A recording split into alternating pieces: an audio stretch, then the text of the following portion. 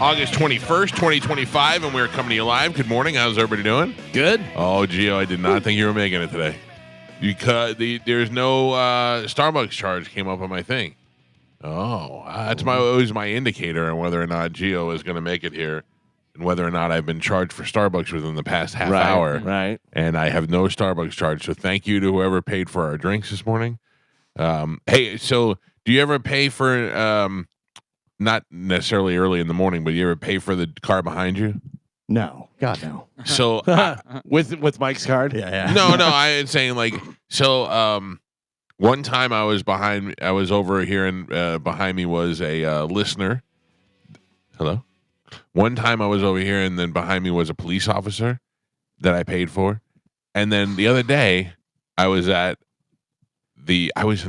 like in such a good mood, like Walking on Sunshine was playing. I'm walking on sunshine. I was just in a happy mood. Windows were open, and I'm over there sitting at the Starbucks. And behind me is this lady, and I could tell she's just not having a good day. She's got kids in the car, and they're being a little loud, and she's trying to be calm and keep them quiet. And we're in the drive-thru for a long time. The car in front of me was taking so long. And I just was like, you know what? I'm going to buy this lady's coffee today, try to make her a little happier because I'm walking on sunshine. Mm-hmm. And I get to the window, and the guy's like, $5 or whatever. I pay for it, and I go, hey, I'm going to pay for the car behind me. And he goes, okay. He comes back, he looks at me, he goes, $30.41. And Yeah. I go, $30? And he's like, yeah. And he goes, do you still want to do it? I go, yeah, I already committed. I'm already in. Sometimes Starbucks they'll rack up the price. I I didn't care. It was just funny that of all times I pick on doing it, she's buying for the whole office. On 2 occasions, I've been the one to break the chain of, hey, the person in front of you, they just paid for your coffee. Would you like to pay for the person behind you? Yeah. Both times I said no. Yeah. You're a jerk. Well, I'll tell you, in the beginning, I was like, they didn't ask me if I wanted to pay for the car behind me. They just said, hey, the person in front of you paid for your coffee. And I'm like, oh. Yeah. Okay, cool. Like, I didn't understand. So I'm supposed to pay for the guy behind me. Like, I didn't really know how that worked. They said, would you like to pay for the person behind you? I said, no. Yeah. And they go, the person in front of you paid for yours. I go, right. I'm aware. Yeah. No, thank you. I get what you're saying. Okay. What My a wife was jerk. like, wow, you're just a jerk. Wow. I would have said, well, if he's paying, go ahead and put a couple more on there. Yeah. You know what I don't want, though? I don't stick around so they could say thank you. You know what I mean? Like, I want to be the mystery guy who bought their coffee and disappears into the night. Yeah. I know. I'm not trying to do it for the thank yous. Yeah, I'm not observing the people around me. I'm just waiting to get my stuff and go. And I would imagine that if you're paying for someone, it's going to be around $30. Like if there's a couple people in the car or whatever, you know. Yeah. There was a lady and her 2 kids, and I thought, what could the kids be getting? Right. Cake pops? Yeah. You know? Was it $3? Oh, Starbucks is so overpriced. ridiculous. Everything is. It's really, for what it is, It's ridiculous. I mean, they must be making so much money. it's really just dumb. Yeah. No, I'm dumb. Yeah. Is what it is. Yeah. No, I'm dumb. I actually thought about breaking down and asking Amanda to show me how to use the coffee thing, and I thought, it's the last thing I want. It's another thing I have to do every morning. I figured it out on my own in there when we Another thing? try What to do you get have somebody- to I do? don't have to get up. Mm-hmm. Yeah. He's got to Go put gel walk in his in here. hair. Yeah. I do not. I have What not hair? gelled. I have not. Oh. All right. Let's not be so. I have not gelled my hair in such a long time. Just Why? 'cause I- Can't tell. Yeah. Well, I know. That's No. exactly why. Because it makes my hair feel dry and flaky, and like Galvin said, you can't really tell. It's just Yeah. Because you're just putting gel on your scalp. I mean, I'm not bald in all areas, just certain areas. He's just bald, not bald. right. Yeah, I gotcha. Right. I'm a one There time bald. are different levels. Yeah. So I can't wait to talk about this. You'll need a video or photo accompaniment to go with it. I suggest you grab your phone and I'll pull up our Instagram at the Mike Calta Show. Oh, no. This is pretty good. So I'm surprised you haven't seen this yet. I'm sitting there in my house yesterday at approximately 4 or 5 o'clock in the evening, and there is a package that was delivered for Joe to my house. And then shortly after that, there was movement at my front door. So I said, well, I just got a package and everybody is accounted for. Who could that be? So I pulled up the Ring doorbell, and lo and behold, it was another package. And boy, was this a good one. It was the sluttiest dressed Amazon lady I've ever seen in my life with the biggest boobs ever. I mean, how do you describe that, Carmen? What is she wearing, a tube top? Yes. Because it doesn't look like there's straps on it. And Right. She's wearing her vest, obviously. Yeah. But yeah, tube top. She's Yeah, because you wearing- can see her belly and you can see her shoulders. All Right. it's covering is her giant gazongas. She's got giant gazongas, and they are, and she's wearing a tube top and her Amazon vest open. It's hot out. Now, great. Yeah, I don't care. By the way, I'm not complaining by any means. How do you think she lost the leg? Like in an accident? Well, you know what? People are giving me a hard time for the video too. They're like, "Oh, this video is bad." It was from the Ring doorbell while she was in motion. I had to take a still shot. I was trying to find the best one. You're still a creep. Oh, I didn't say I'm not a Oh, creep. okay. Oh, I don't know. I didn't They're say I'm saying not the a creep. quality of the Yeah, photo. gotcha, yeah. gotcha, okay. The She other didn't creeps pose wanted to for see it. better. Yeah, Right. yeah. I understand. Yeah, come on, Gio. Well, I didn't do it to be a creep. I just thought it because I was like, I mean, come on. If you open your door and you saw that standing there, you wouldn't be like, "Whoa, what's going on here?" Yeah. Yeah, I was just a little bit surprised at the amount of breasts that were in my delivery. It's a creep shot, but that's fine. I mean, it's a doorbell shot that you know you're getting. Just let's put it out there. You're both in on it. Because it's a creep shot, but she's wearing that. She knows what's up. Yeah, she probably gets that a lot. Yeah. Like she's She's a Publix, she gets that too. Yeah. I mean, if you're walking around with big gazongas and you have a tube top on, Right. you're in on it. Yeah. What? I mean, a lot of people made this comment, and it's certainly something I thought of. It looks like the beginning of a bad porn. Like she's like, "I'm really hot. Do you happen to have a drink?" I'd be like, "Yeah, why don't you come on in?" Let me take my vest off. Yeah. And then like I don't know who she is. I don't know her name. I don't know. I've never seen her before.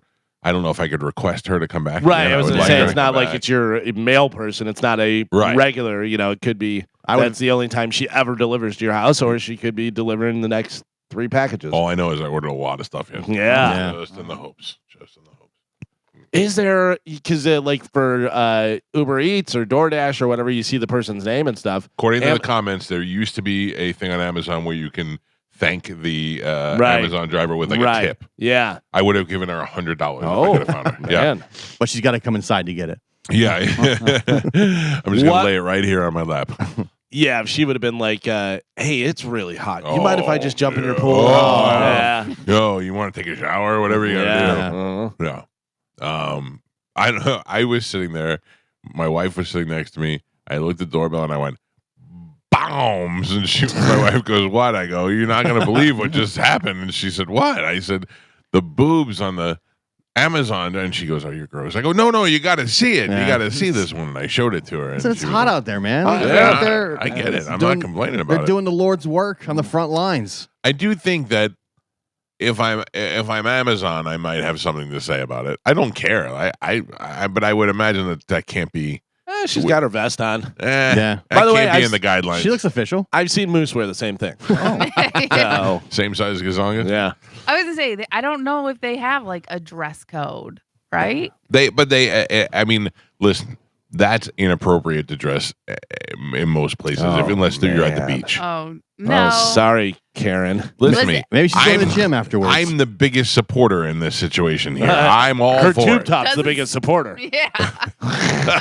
What if she thought, well, I can dress like this? They're never going to know. And now you put it out there and she gets. That's right, because they're not interacting with people. Yeah. Ooh, or I mean, what? they are though. Oh, damn it. It's Joe's name. I was going to say, what if she saw the Mike Calta on the package? And No, she it's was like, a Mike Calta. It Oh. just came here. It's for Joe. oh, it's for Joe. Yeah. Okay. Even the way you said it, whatever, I didn't know whether it was Joe's name. Oh, You're or yeah. saying she dressed appropriately to She hussied up woo a knowing she'd superstar. be here. Oh. Yeah. Yeah. Oh, I like that. Maybe. Joe, order some more stuff. All right. She was like, Mike, oh, this is a pretty nice house. I bet you I could use my ways to Yeah. get in there. Unfortunately, Galvin, her time spent on my porch was so fleeting and short that she didn't. That's because She you didn't give her anything. sashay around the front or anything like that. She just dropped and went. Ah. Yeah. Well, it did make for a delightful afternoon, though. Mhm. I believe all drivers should put that much effort into their. According to the other person that wears the tube top and delivers packages, it says there's an official dress code, but nobody follows it for Amazon. Good. Got it. Good. Yeah, as long as you put your vest on, that's all that really matters. Yeah. Yeah, I listen. I would have tipped her if I thought there was an option. If it was available, I'm not complaining. Did you see the picture, Carmen? Yeah, I saw Sexy, it. sexy, huh? big old boobies. Yeah. I got to be honest with you. When you first put that up, who did you? Well, maybe not you because you saw whatever. When I first saw that picture, I thought it was Dinah.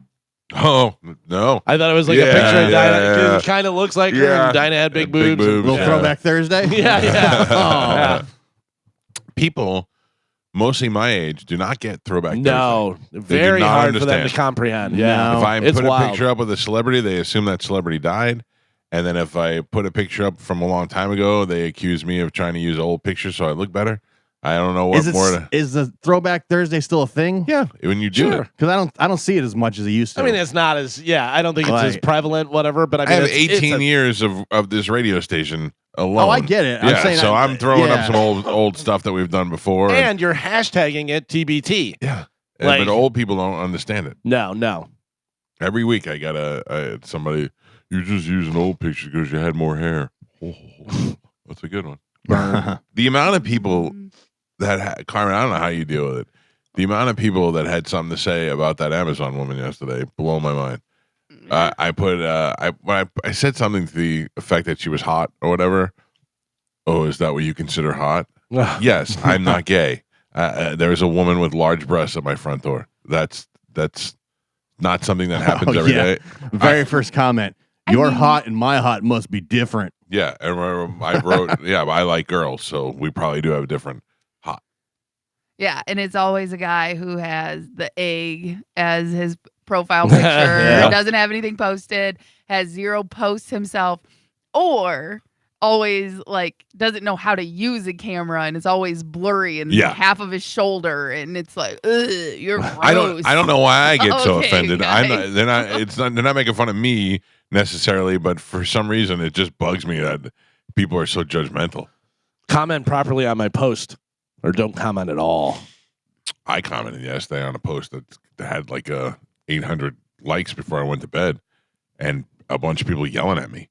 Did you see the video of the? It was in the account is called Only in Florida. I don't know where it was. I actually don't think it was in Florida. Oh, that's a great account. Yeah, but it was Florida because she said it. But it was an old woman who had some sort of accent, and she was yelling at a guy and a girl who were taking pictures. The girl looked like a model. She was wearing like an overcoat, and they were taking pictures in the stairwell, like in the common area of an apartment building. And I guess they were renting, or they were renting a place, and she lives there. And she believed because she pays for the common areas, they had no right to film there. And all they were doing is taking pictures. And then she kept calling her a whore and him a pimp. And she's like, "You will not pimp her out in here. You will not pimp her out. You're a whore. You're a pimp." And all I wrote at the bottom was, "How did this video not end with this old foreign lady getting slapped in the face?" Because I wanted to punch her. Oh, violence on Instagram. People yeah. hate that. People lost their mind.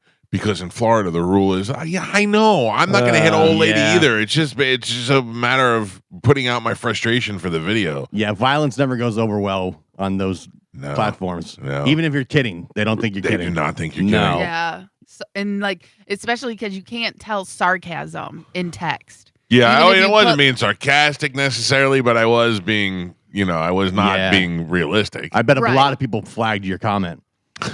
Like people are nuts. They don't. You Yeah. might get banned. I also Carmen, didn't. I write hashtag sarcasm. Yeah, Yeah. I like that. Yeah. I didn't expect it to have 800 likes either. Yeah. I don't know. Besides, there's no benefit for people liking your comments. All the like the First Amendment auditors, they all now have the pepper spray and they'll Yeah. pepper spray people. I love it. And people are always like, oh, and you'd be shot in Florida, and if this was Texas, you'd be dead. No, Yeah. but I mean, you wouldn't. The guy's right. Most of the time, those guys that use pepper spray are using it when somebody is becoming physical with them. Yeah. And they're using it to defend themselves. A non-lethal way to do it. They're actually doing a Yeah. better job. I mean, they know what they're doing. They're Mhm. there purposely hoping they get the pepper spray the person. But Oh, it's yeah, it's for sure. wonderful Yeah. when they pepper spray some. I don't want them pepper spraying city officials or cops or anything like that. But when they pepper spray an owner of a store who, some 16-year-old gay kid who's out there going, "You can't film my store's logo because," and that kid just gets sprayed. Yeah. There was one that I saw that was maybe the best one because they weren't an auditor or anything. They were filming something.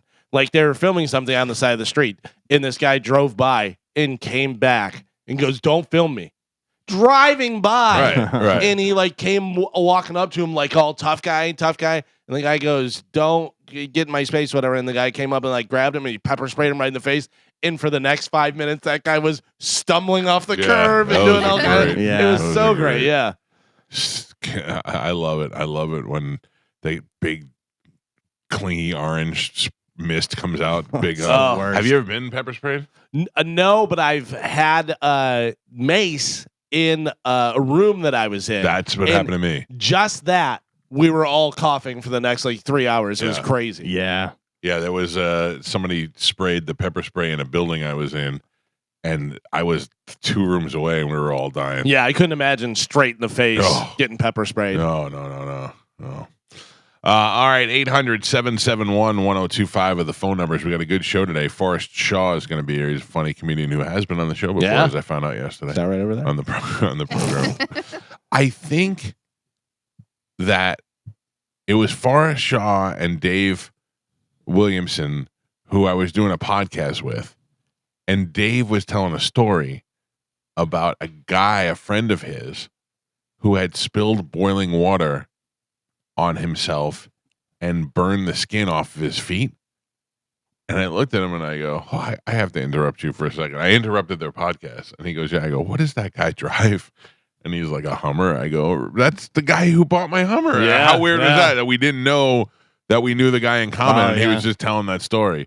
The guy who bought my Hummer spilled boiling water on his feet so bad that it took the skin down to the bone. What would you rather have? Pepper spray in the face or boiling water on your feet? Oh, Pepper spray in the face. Yeah. Pepper spray in the face goes And it goes away. away eventually, yeah. Mm.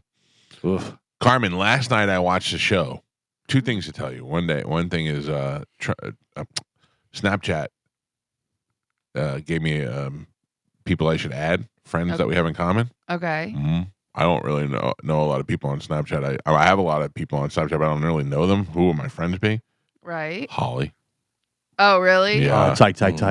I don't really use Snapchat. I hope she does, because I tried to add her yesterday. Okay. You got some fire emojis lined up? I'm ready to go. Oh, I'm snap ready it to go. and chat it. Yep. Such a creep. Yesterday we watched a show that is old that I had never seen before. It is about a plastic surgeon lady who is here in Carrollwood, and it was on the Discovery Channel. She does plastic surgery with no anesthesia. Have you seen Why? this? Whoa. That's what I said. Why? Yeah, what is that choice? She does all her plastic surgery while they're awake, and now they're filming it for. Well, it's old, I guess. They were filming it for a TV show, and you can watch. I watched somebody do a tummy tuck yesterday. They just with like scissors went in and cut the stomach off. I can't watch that stuff. What are we doing? They're numbed up. They're like, so it's people who are. I guess there is a danger with anesthesia. Sure. And it's people who want to avoid the dangers of anesthesia. Plus, the anesthesiologist is very expensive. So if you do it, I mean, but you're still not So feeling if it. plastic there's- surgery. If there's anything you want to cut corners on, it's plastic surgery. Yeah. You want the budget one. Yeah, but it didn't seem really budget. It just seems like a different option. Yeah. Because they showed all of these people and none of them could feel anything. So I guess they used the Novocaine and they numb up the area. And I'm pretty sure she said Novocaine, like you would get at the dentist. But they numb up the area and you don't feel anything. But they were cutting into these people's bodies. Nope. They were stabbing it with the, like for liposuction, they were doing this with the long metal rod into their legs. Oh yeah, I was watching that and I was like, this is insanity. Dude, But they didn't, those people weren't even flinching. They were like, and then the other thing is, Galvin, the other option, the reason why they do it is because people who get plastic surgery done and then wake up when it's over and are unhappy with it. This here, they could say, how does this look? Do you want more? Do you want less? That's one of the reasons. why they do it. Really? Yeah. You're yeah. not going to a good doctor if you don't trust them. Yeah. Oh, I'm- I don't. Listen, how many women got their breasts done? And when Every they one were of them. done, they say, I wish I would have gone larger. Yeah. I wish I would have gone larger. I wish I would have No. went a little smaller. Yeah. But again, that's something that you talk to your doctor about I know, but before you go in. How many people go in and they go, I want triple Fs, and the doctor says, listen, everybody says they want triple Fs, and they get triple Fs, and they're not happy with them. They're too big. I want to get triple Fs. then they have them. They're like, all right, yeah, these are too big. That happens all the time. So Right. if you're awake and you get it put in, you look and you go, no, they're too big. I don't like it. And that's one of the things. I know a girl that delivers for Amazon that got them too big. Oh, She man. said. Too big. Yeah. Too She big. said, Those are They're natural. just too big. Yeah, they are. Yeah. Naturally beautiful. I would like to declare this. Maybe you guys want to do the same thing. I don't know. I can't socially pressure you into do this. I'm fine with the new Cracker Barrel logo. Oh gosh. I was I will fine. still eat at the Cracker Barrel with the same frequency in which I ate there before. Hardly ever. I don't even know which logo, whether it was new logo or old logo that Sydney Sweeney was wearing on her T-shirt, but whichever it was, I'm okay with that one. Yeah. Whichever one. Yeah. The people, the uproar yesterday for Cracker Barrel. What is the thing that they got rid of? It's an old man sitting on a rocking chair, isn't Well, it? I think first they got rid of the barrel, Right. and Right. then they got Why rid did of they get rid of the barrel? cracker. Like it's in their name. I don't know. But what was in the barrel? Mm. Crackers. You've heard that song? Old Crackers in the barrel. I take full a of barrel full of crackers. crackers right now. I don't understand it, nor did I care enough to really look into it. Well, some people People are losing their minds. They care a lot. A lot of people are comparing this to other woke companies, but I don't know what it is that made them so woke. They took an old man and a barrel off of their logo that's been an old logo Like for if you change the name of Cracker Barrel to something else Barrel, right. I could go, okay, I see where you're pointing, whether I agree with it or Florida not. Cracker. Yeah, exactly. Like, that, okay, they're doing it because they don't want to get canceled Right. for having Cracker in their name or something. I can see where you make that argument. But yeah, the fact that they're just changing the logo and taking a barrel and an old man off the thing, who cares? I think if it's an advertising scheme, it's perfect. killing it. Yeah. it's Yeah, killing but it. Well, Yeah. their think about stock it. plunged yesterday. Yeah, but those come right back. Right. And yeah, you probably should buy it. Yeah. Buy it while it's down. If I had to change the name of Cracker Barrel, I would call it Dumpling Candy Store, because that's what it is. Yeah. You get dumplings, chicken dumplings, and and candy on the way out. Dumpling Candy Store, Cracker Barrel. I'd call it long line for breakfast. I'd call it this exit. Yeah, it's true. We'll eat it. Exit 53. That's true. A lot of people on the right who claimed they were very upset by this were comparing it to like there's no longer Uncle Ben, Aunt Jemima. Oh yeah. There was- But Uncle Ben was black, Yeah. and he was like around the right after slavery. Right. Plus, he so- made Tony Soprano pass out.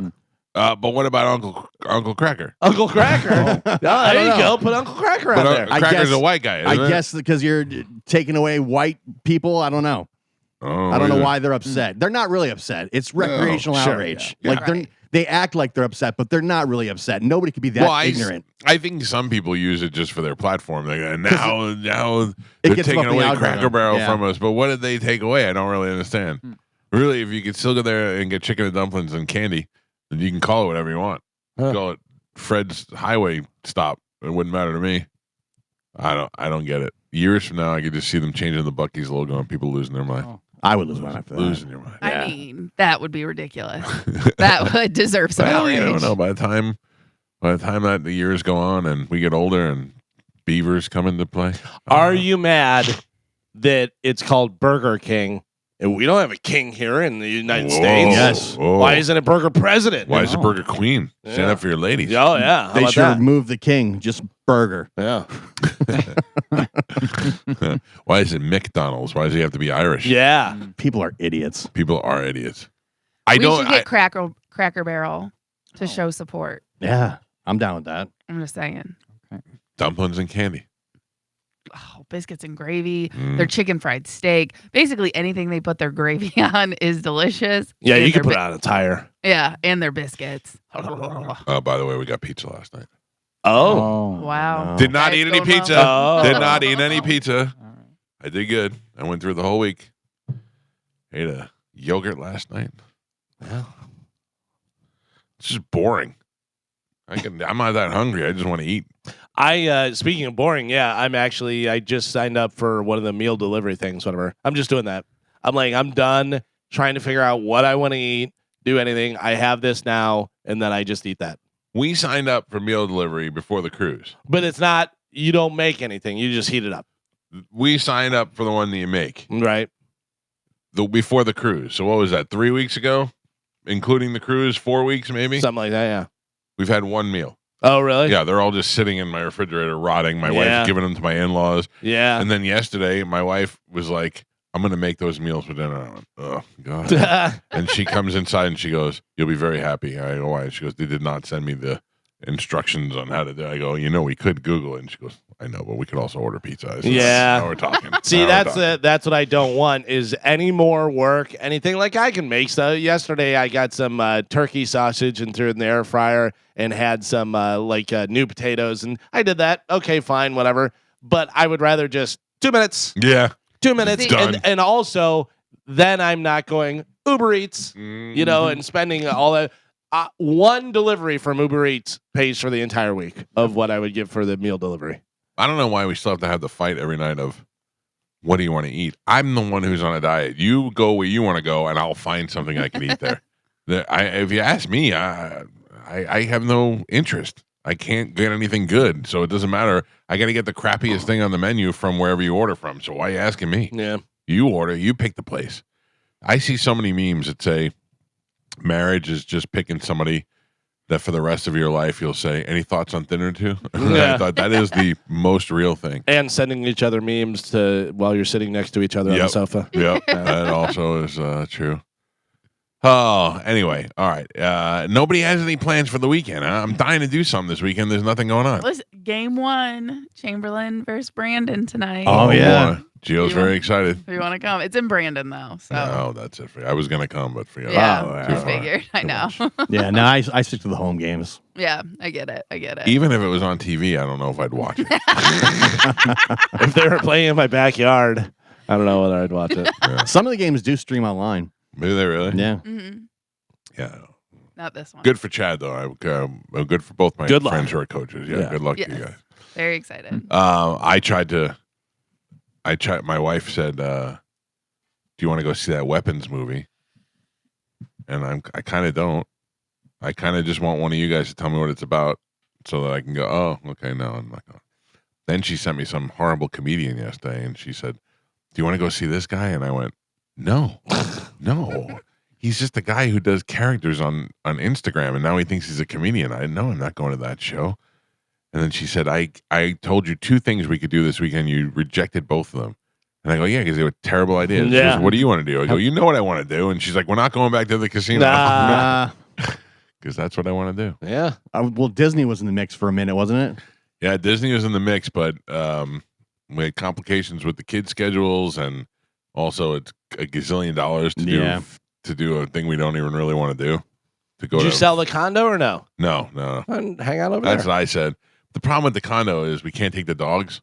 Oh, yeah. And No dogs allowed, or what's the deal? no dogs allowed. Oh, really? Yeah, and we can go there and be dicks because they're both certified. By the way, Guide dogs. just so everybody knows, there is no certification for dogs. There is no actual pay. There's nothing.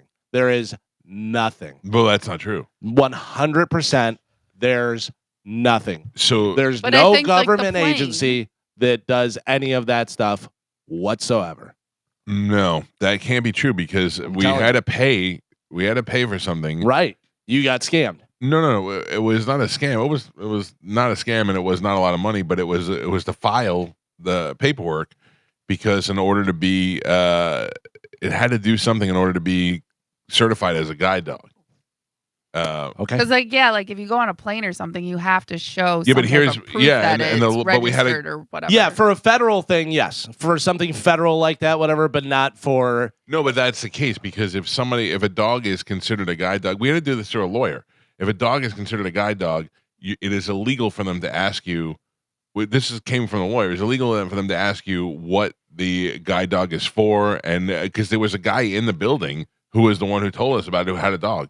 Yeah, I said, how do you have a dog in here? And he said, it's a guide dog. And I go, oh, okay. He goes, not really. He goes, I had to go through the lawyer and get the paperwork. He goes, you just pay for it, and then they're illegally allowed to ask you. I And we went imagine through the lawyer to if do it's it. somebody checks you on it, then you have something. No, they can't. The building can't ask you. If you say it's a guide dog, then it's against the Well, then HIPAA why- violation. For Then them why to get the tell you paper? They can't ask you. Right. Because the paper shows that you've done it the right way. The But paper says I've been certified through the government. Right, the but- government can ask you, but the people who like But yeah, the government's not coming to your house. right. But what I'm saying is that If they like someone wanted to take it to court or something. No, Like, there is no specific legal paperwork such as certification or registration required for a service dog under Americans with Disability Act. Yeah, you got scammed. Yeah. I'm Yeah, telling you. I I'm would telling you. tell you what. I've I got looked to into find out this. exactly what it was then. That Because if they can't ask you, then who you have to show the papers to? Exactly. Nobody. Can't ask. Don't have papers. No federal oversight committee for dogs, any Yeah. of the pets But or the- anything like that. but then how does that I mean, work I guess they for could take like you to court. planes? yeah. How does that work for like how? What is the difference between me walking on a plane with my dog and walking on You with pay a for guide it. dog? You pay for it. What do you mean? You can either pay for it to be in a crate underneath, or you can pay for a seat for the dog. No, and because do that. people go with the dog underneath the seat. But they, yeah. That's what I'm Oh, saying. but, okay. But But you you don't pay for and it you to be in pay the take cabin. the guide dog with I've you. seen a Great Dane in the cabin. You know what I mean? I wonder if you have to, They have the airlines have specific rules. You can't have a peacock. You can't have That is about the only rule. some of the different things, whatever. But yeah, you can if you buy a ticket for your dog, depending on the airline, you Gotcha. can have your dog on there. Because I've seen so many people that travel with dogs and they talk about it. And then there's a guy who does stuff for dogs. He's a trainer and stuff, and he's gives all these different tips. And he goes, just so you know, there is absolutely no actual certification. He goes, whatever you're paying for is a website that they set up, and it has a thing, whatever. But it's not a federal government. It's Right, not an right, actual right. thing. Yeah. So if you're thinking about doing it and stuff, really all you could do, you can go on Amazon and get a service vest and put it Yeah. on there. It's the The- same thing because like Gio was saying, they can't ask you. Yeah. So what do you need it for? Well, the other thing is, I wouldn't do it. I wouldn't bring them over to the apartment because Mabel's just too loud, and that's why they don't want it. Because they have a lot of old people that live there, and they don't want it to be loud. And Mabel, when she barks way too loud. She's disruptive. Hazel won't say a word, but Mabel is just way too loud. So I wouldn't want to disrupt the other people there. Yeah. So that's the other problem, Galvin, is we have to send our certified dogs to somebody to watch for the weekend. Well, and that's the thing, but they're not certified. No. Well, I mean, they are, but nobody cares because it's They're- not legal. Yeah. Somebody certified them. I don't know who it was. Exactly. But it's That's been the certified. thing is what I'm saying. Fred is- certified my Yeah. dogs, and according to Fred, I can do whatever I want. All right, we got to take a break. When we come back, Carmen will tell you what we have to give away, and we will play Sporkle next. It's the Mike Calta Show. This is 102.5 The Bone. I got a toilet. Oh, My bathroom, nice. finally. Congratulations. Yeah, thank you.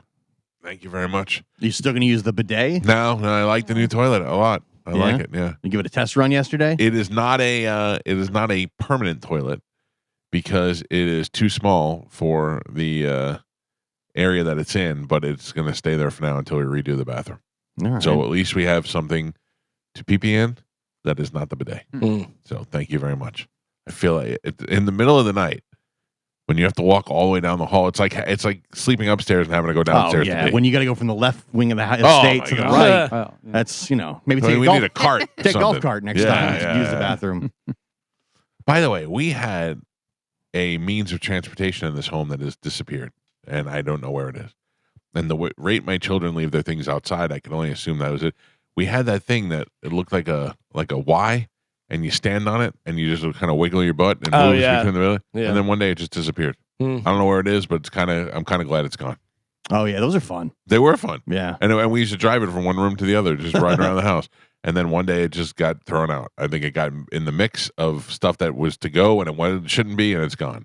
Then my daughter has left her electric scooter parked outside my house for 2 weeks now. Yeah. And every day we pull in the driveway and I go, Juliana, and she goes, I know, I promise I'll get it today. I was like, okay. And then last night I was going to bed and there it was, still there. Yeah. I said, listen, I'm not moving it because if somebody steals it, that's on you now. And I'm not buying you a new one. That'll learn I you a don't wanna lesson. hear- yeah. But meanwhile, she cries one time, I'm going to buy her a new one. So Mhm. please don't steal it. Anybody. Better one.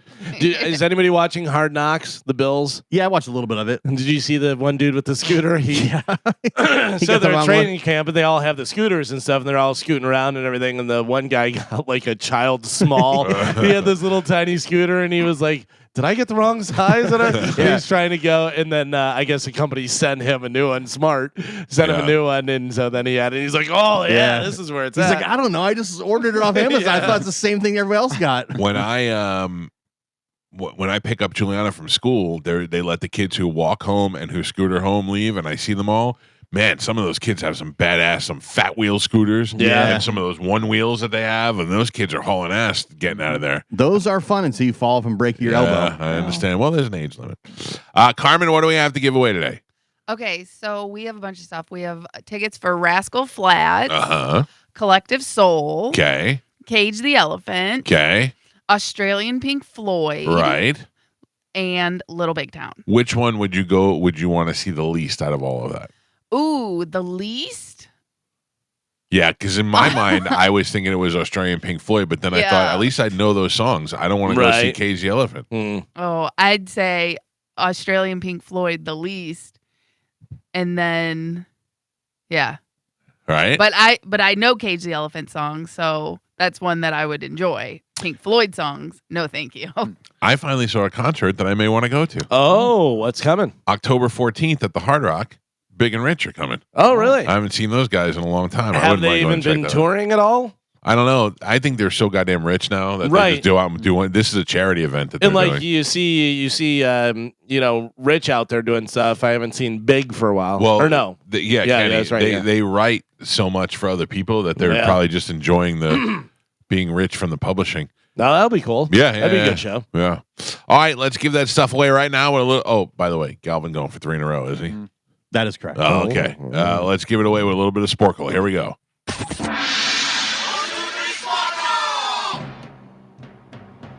Carmen is the keeper of Sporkle. Pap is your judge and scorekeeper. Carmen, what are we playing today? All right, today we're going to do some general trivia. Good. A lot of complaints about your Sporkle lately. Oh, really? Yeah, From yeah. who? Well, You? From Mike. 'Cause me you're in his house. losing? Mostly me. Because you're yeah. a big fat loser. Well, all right. God. Well, You don't have to Wow. get too crazy with it. I mean, don't be mean to me. I won't All be mean right. to you. Deal. Seems like Okay. a lot. All right, general I don't wanna be a trivia. Big fat loser. All right, your first one. Who won American Idol's inaugural Kelly season? Mike Calta. Which physicist wrote A Brief History of Time? Newton. Hawking. Einstein. Hawking is correct, Mike Calta. What mole-like mammal is also a name used for an ill-tempered woman? What mole-like animal is also a name used for an ill-tempered woman? Badger.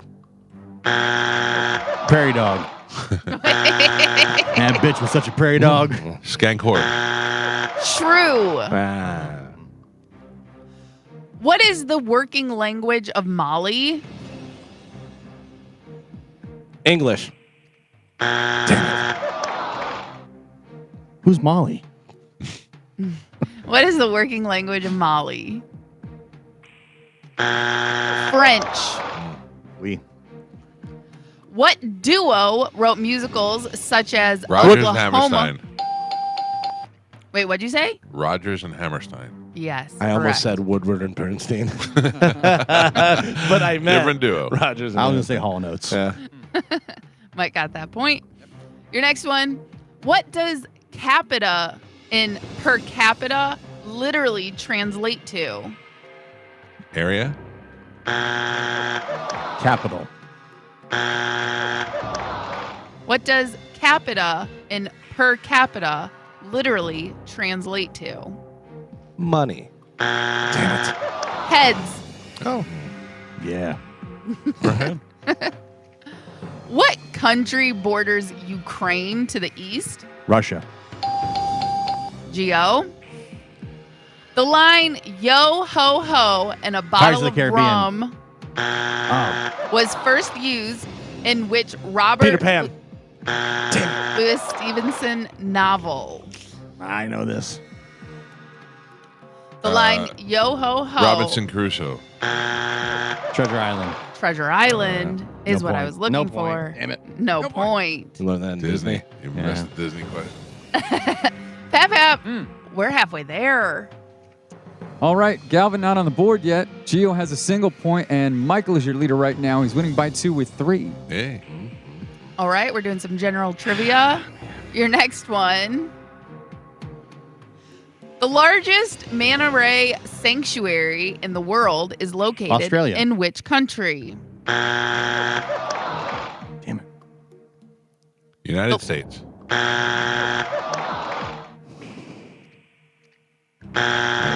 Indonesia. That was my second guess. In which year did the gunpowder plot take place? 1849. 1776. 1785. 1605. Who knew? None of us. Who was the blacksmith of the Greek gods? Oh, you should know this from Avengers. He's not an Avenger. No, it's Who was the blacksmith of the midget. Greek gods? Apollo. Apollo Creed. the midget from Avengers.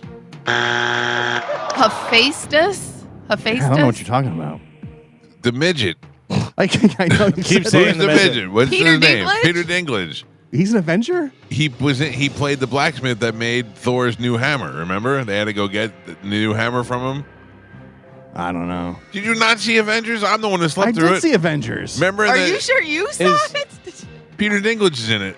Is He Thor- plays a giant guy. Is Thor Greek mythology? Yes, Yeah. Norse mythology. Yeah, but, Norse. But you know what I'm talking about? I- They go see Peter Dinklage on his planet, Midget. and he forges a new hammer Okay. for Thor. I'll take your word the for it. midget. I believe you.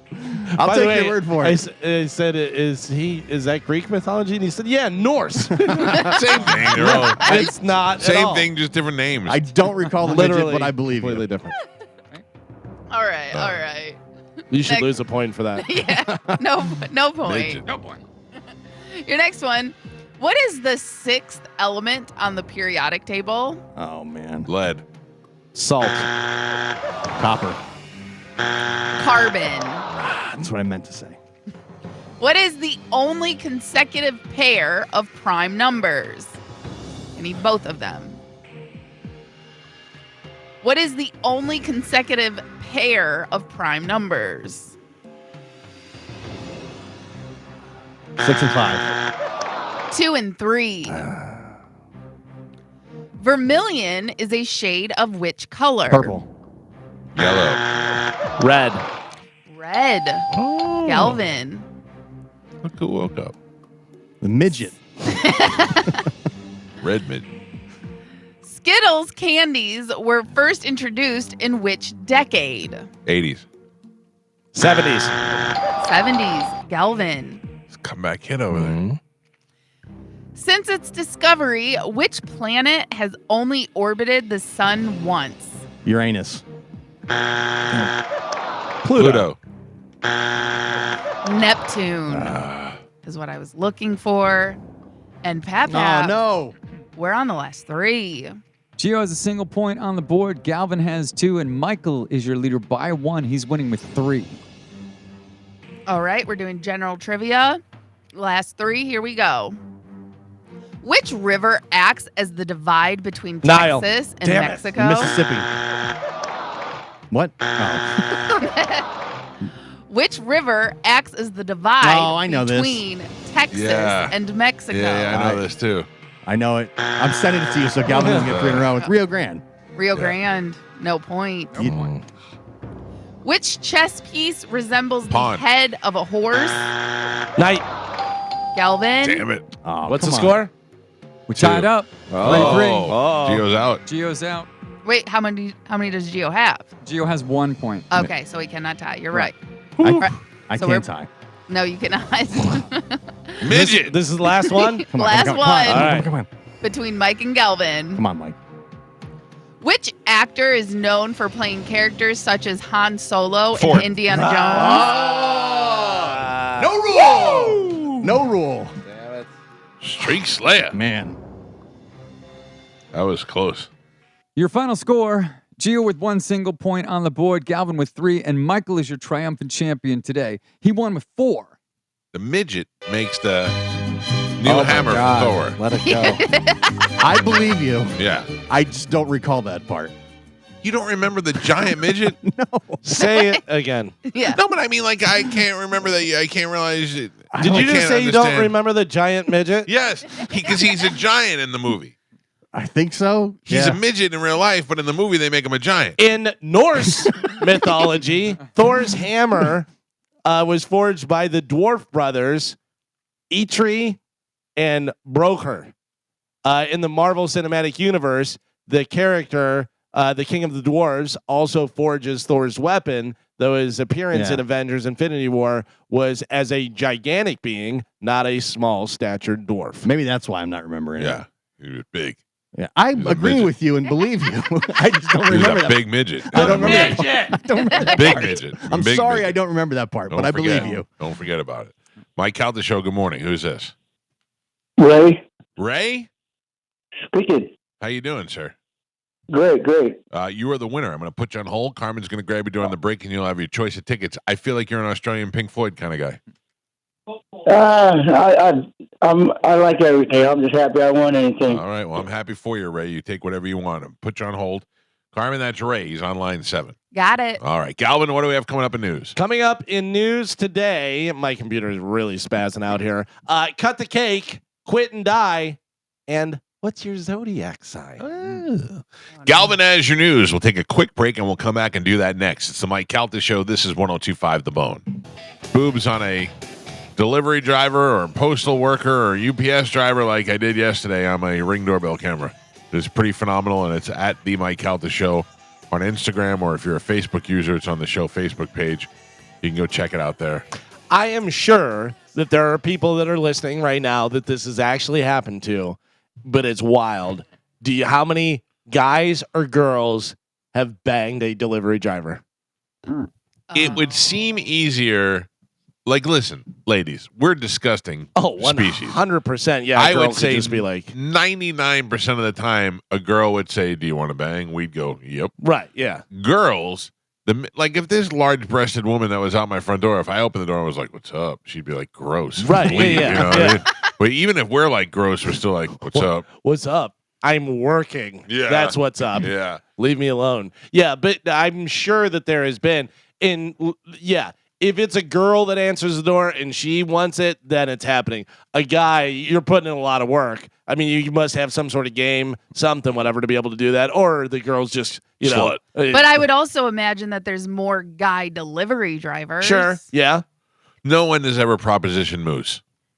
Moose has never walked up to the door and some lady opened it up and said, "Hello, Christopher," Mm-hmm. and brought him in the room. I mean, I always see the videos like, "Oh, I'm sorry. I don't have any money to pay for that pizza." Yeah, And then yeah. They walk in. Maybe there's something I could do. Yeah. Those aren't real. Well, Oh, come on. Sorry. Then she There- gets in the dishwasher. Yeah. There are some that are the, just the pizza delivery guy thing, whatever, and they do it, and they're doing it on purpose. Yeah. And they're videoing it, and they, can I put this out? And they block out the person's face, whatever. Like, there are people that are doing that for their OnlyFans or whatever it It's is. still real to me, damn it. But yeah, most of those are not real. Yeah, but I'll tell you, there was absolutely nothing sexual going on yesterday. But this tremendously large-breasted woman delivered packages to my home, set off all sorts of camera alarms and everything. It's crazy. That is there. Also, something else happened yesterday for the first time in nearly 4 years. Ralphie bit somebody. Really? Oh no. The only way Ralphie is interested in biting you is if You're a bad person. if you're feeding him and you get too close to his mouth, because their tongues are like conveyor belts. They just eat straight through until there's nothing left. They never stop moving forward, So if you get too close to their mouth, you're going to get caught. And he bit Ava, Joey's girlfriend, yesterday by accident. Yeah. That's what she was doing. She was feeding him a him? cucumber, and she Oh, got yeah. too close. Like, I just feed him, I just throw it on the floor, and he goes over and eats. And she was actually like hand feeding him a cucumber, and he went too far and nicked her on the finger. And now, do they have teeth, or is it No. like their little beak, bill? right? Beak, yeah. Beak, His okay. beak got her good. His beak is like a vice grip, It got her pretty good. And Did she freak out? No, she was surprisingly calm. Joey was more upset than anything. And Joey was he's like, I told you not to get so close to her mouth. But she, I felt bad. She was pretty calm. She was fine. Her mom happened to be here. Did it break the skin? I think so. I think they man. went there and cleaned it up and bandaged it up. And yeah, I feel bad. He's never been anybody before. What if she starts having there's something on my back? Oh, whatever. yeah. She grows a shell. Yeah. Like superpower. Oh, that'd be She's so wild. Teenage Mutant Ninja Girlfriend. By the way, I didn't want to be a creep, so I didn't take a picture, but I saw a purple BMW that was not your son's. Right. And I was like, wow, another one. Yeah. Because we say it all the time. You're like, how many, Yeah. are out there? But yeah. That's why the police, they're so easy to spot them. Yep. Stupid car. All right, 800-771-1025 are the phone numbers right now. It's time to check in with Galvin. He's got today's news. And now, news with Galvin on the Mike Calta Show. What do we have in news today, Galvin? Today's top story, a federal court ruled yesterday that the state of Florida and the Trump administration cannot add to the population of the immigration detention facility in the Everglades dubbed Alligator Alcatraz and must take steps to begin dismantling it. U.S. District Judge Kathleen Williams said in a case that challenged the facility's operation on environmental grounds that the state must stop construction at the facility and, within 60 days, remove fencing, lighting, and generators. Florida's top emergency management official, Kevin Guthrie, quickly appealed the ruling. So you're going to tell me that we put all this money and all this time and all these people in there, and now this judge is going to rule against it, and we're just going to go, all right, fold it up. Yep. Bad idea. Yeah, pack it up, good guys. luck. Where do they send the people that are there now? I don't know. They leave them there and drag this out for the next 3 years. Yeah. That's just how it works out. Well, weren't they trying to make a detention depot or something up in Tallahassee, and that got shut down too? Yeah, I don't really understand the Alligator Alley. I mean, the Alligator Alcatraz one didn't seem so bad. Had the air conditioning and the generators. Yeah, and depending who you listen to. That's true. You know, one people say it's horrible, and the other one says, "Oh, this is pretty nice." Yeah, I don't ever want to find myself in any of those jails. No. I don't want to be anywhere near Alcatraz unless it's a reunited band. Or anybody whispering in the vent that they're going to eat my butt Oh. from the other Yeah. room. Yeah. Speaking of prison and, jail facilities, whatever, after a nearly 10-hour hearing, California officials denied Eric Menendez parole on Thursday after he spent decades behind bars for killing his parents in 1989. The presiding parole panel said he must wait 3 years before his next hearing. Oof. Yeah, Menendez can ask for a full parole board to review the case for factual errors that could have resulted in a different outcome. What do you feel about that? They killed him. They should be in there for life. Life. Yeah, I mean, they didn't just I don't kill him. care if you're friends with Rosie O'Donnell. Stay in there. They shot their parents in the back of the head with a shotgun, and then went out and bought like Rolexes and stuff. Yeah. They say self-defense. No, but not. Didn't they? No. They don't say self-defense. They say years of abuse. Oh, Right, okay. And that in order to stop the abuse, said, Right. But I feel like they could have done something a little more extreme. I think if they would have walked over to the newspaper and said, "Hey, we are getting raped by our father, and we can't get anybody to pay attention to it," then somebody would have paid attention quicker than if you just maybe not quicker, but with the same attention that they did when you shot them. You know, I don't know. I just don't. I didn't get all warm and fuzzy when I saw the documentary and didn't feel like this was somebody that we should have mercy on. They killed their parents, and if their parents are bad people, they should have gone to the police. They should have done something. You know. I didn't see the documentary, but was the idea that it was justified because the parents were such horrible people? Yeah, it's that not, was not their justified. Like, defense. not that they should get off, but that they could not. I don't know the legal. So they got, let's say, they got first degree murder, Right. But because they were being abused and because they were trying to escape a life of abuse and all that stuff, that they could have gotten a lesser charge so that they would be out by now. Gotcha. So it's not that they would have never went to jail. They still killed their parents. They just don't deserve life. They don't deserve life, Right. But I do think they deserve life. Yeah, I think so. Yeah, I mean, I don't. They could have been horrible parents, just like the woman that's getting abused by her husband and sets the bed on fire. Yeah, I get it. He deserves it, but you could also left. You know, it's. I know it's not easy, but it's not murder. Right, but again, like back in this time in the 80s, sexual abuse. The old 80s. But I'm just saying, sexual abuse was not taken as serious as it is today. Coming out as gay was definitely not as easy as it is today.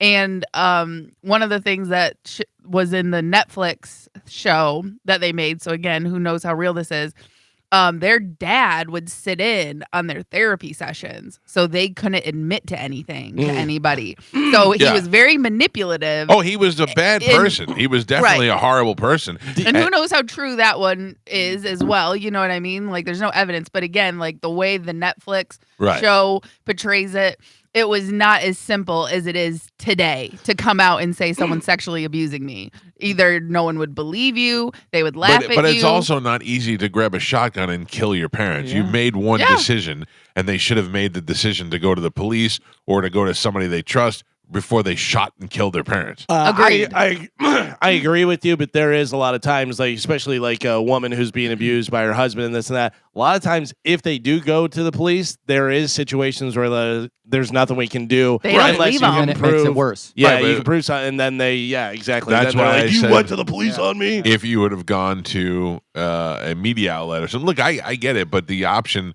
also to blow your parents' head off with the shotgun is not a good option either. But is that showing that how they felt so trapped and there was no No, way because out? didn't they try to blame somebody else? Yeah, I don't. Listen, Yeah. I'll be honest with you. They could be in there for us. They could be out tomorrow. I don't care. Yeah. You know what I mean? I don't care either, but I think they should be in there. Yeah. And Cracker Barrel, I don't care about your logo. Thousands of public shoppers are banding together to bring back a once longtime staple I in know the what you're going to store's say. I know bakery what you're going to section say. Yeah. during hurricane season. As of Thursday afternoon, more than 31,000 people have signed a petition for Publix to bring back the hurricane cakes or hurricakes. Messages like "Go away" or "Leave Florida alone" would all be displayed on the cakes, along with hurricane graphics from the National Hurricane Center. Publix stopped selling the hurricane-themed cakes back in 2023 because, of course, people were like, "Oh, you can do that. That's what brings the hurricanes here." Yeah, I do remember those in the stores. They were in cute. Publix, yeah. Yeah, and also, I want cake so bad right now. I need a pro hurricane cake. I think we had one at one point. I remember you would have a lot of times you'd have hurricane parties. Yes. You know? There's only certain things you can do during those times. You're looking at hunkering down and trying to make the best out of a bad time. Yeah, but do you understand how many of these cakes killed people? Because No cakes kill no? people. Yeah, exactly. No. That's what people think, though. They think, "Oh, you're making light of it. My cousin died in a hurricane." Your cousin was going to die in that hurricane, no matter whether we had cake or not. And they aren't saying, "Hey, let's go hurricanes." They're saying, "Go away, hurricane. Right, We don't want you here." Yeah. Maybe the reason why we've had such bad hurricanes is because Publix cakes haven't kept them away in the last couple of years. What if your cousin dies, but right before they die in the hurricane, they get a nice piece of cake? Little cake. Yeah. Little cake. Never hurt anybody. Yeah, if you're just trying to add some levity, which is already a sucky situation, what's the big deal? Right. Exactly. That's why I said a long time ago, I never want to be on air during a hurricane, because I was on air during a hurricane the first hurricane when I was in radio. No matter what you say, somebody's going to find fault with it and be like, "How dare you? There's a hurricane going on right You're now." playing Rock Me Like a Hurricane. Yeah, exactly. not even that much. You'd be like, "How can you talk about football right now? There's a hurricane." Can I tell you, though, that I was in Miami for Hurricane Andrew, and radio was the most powerful thing. It was before I was in radio, and it was the most powerful thing for help in South Florida, because everybody had a radio, whether it was portable or whether it was in your car, or because most of the areas had no power. There Battery. were Homestead and those sort of places were devastated, but everybody had radio, battery powered radios and stuff. And one of the most powerful things I ever heard is Neil Rogers, one of my all time radio heroes, who is just known for being crass and rude and talking and making jokes and making fun of people, turned his show into almost like a swap shop of people who needed things. I have blood pressure medication and I have none left. I have extra blood pressure medication. Connect the two people. Now you have taken care of. We have no diapers somewhere. We have a bunch of diapers that we bought before, and connect the two people. And I thought that was the best use of radio I've ever seen. during the hurricane. That's the only thing you can do, and that's post-hurricane. During or before the hurricane, there's nothing you could do other than give updates and make jokes and eat cake. I don't have cake. I have a hurricane. Okay, I'll come over. Plus, if you got younger kids, they don't know what's going on. You bring home a cake, you kind of, they're not as scared about the hurricane. Because you hear crazy things. Cake makes everything better. Oh, let's have some cake. It'll be fine. It'll be fine. When you're young and single and renting, a hurricane's awesome. You don't care because you lose your apartment and it's not yours. Yeah. Right. And you can meet some girls and be like, why don't you come over to my hurricane cave and we'll hide out there and we got snacks and there's no power, we can make out. It was great. But when you're married and you have kids and a house and things that get destroyed, hurricanes suck. Please God, no. Suck. Yeah. Yeah. I don't want to lose my roof. The last two, I was up all night just watching, making sure trees don't fall down on the house. It's very Last stressful. hurricane, I just sat here and stared at Dan Conley. We just stared at each other the whole time. It's very stressful. Last hurricane, I went to Vegas. Oh, smart. It was already booked. It was already booked and ready to go. And I was like, oh no, is our flight going to be canceled?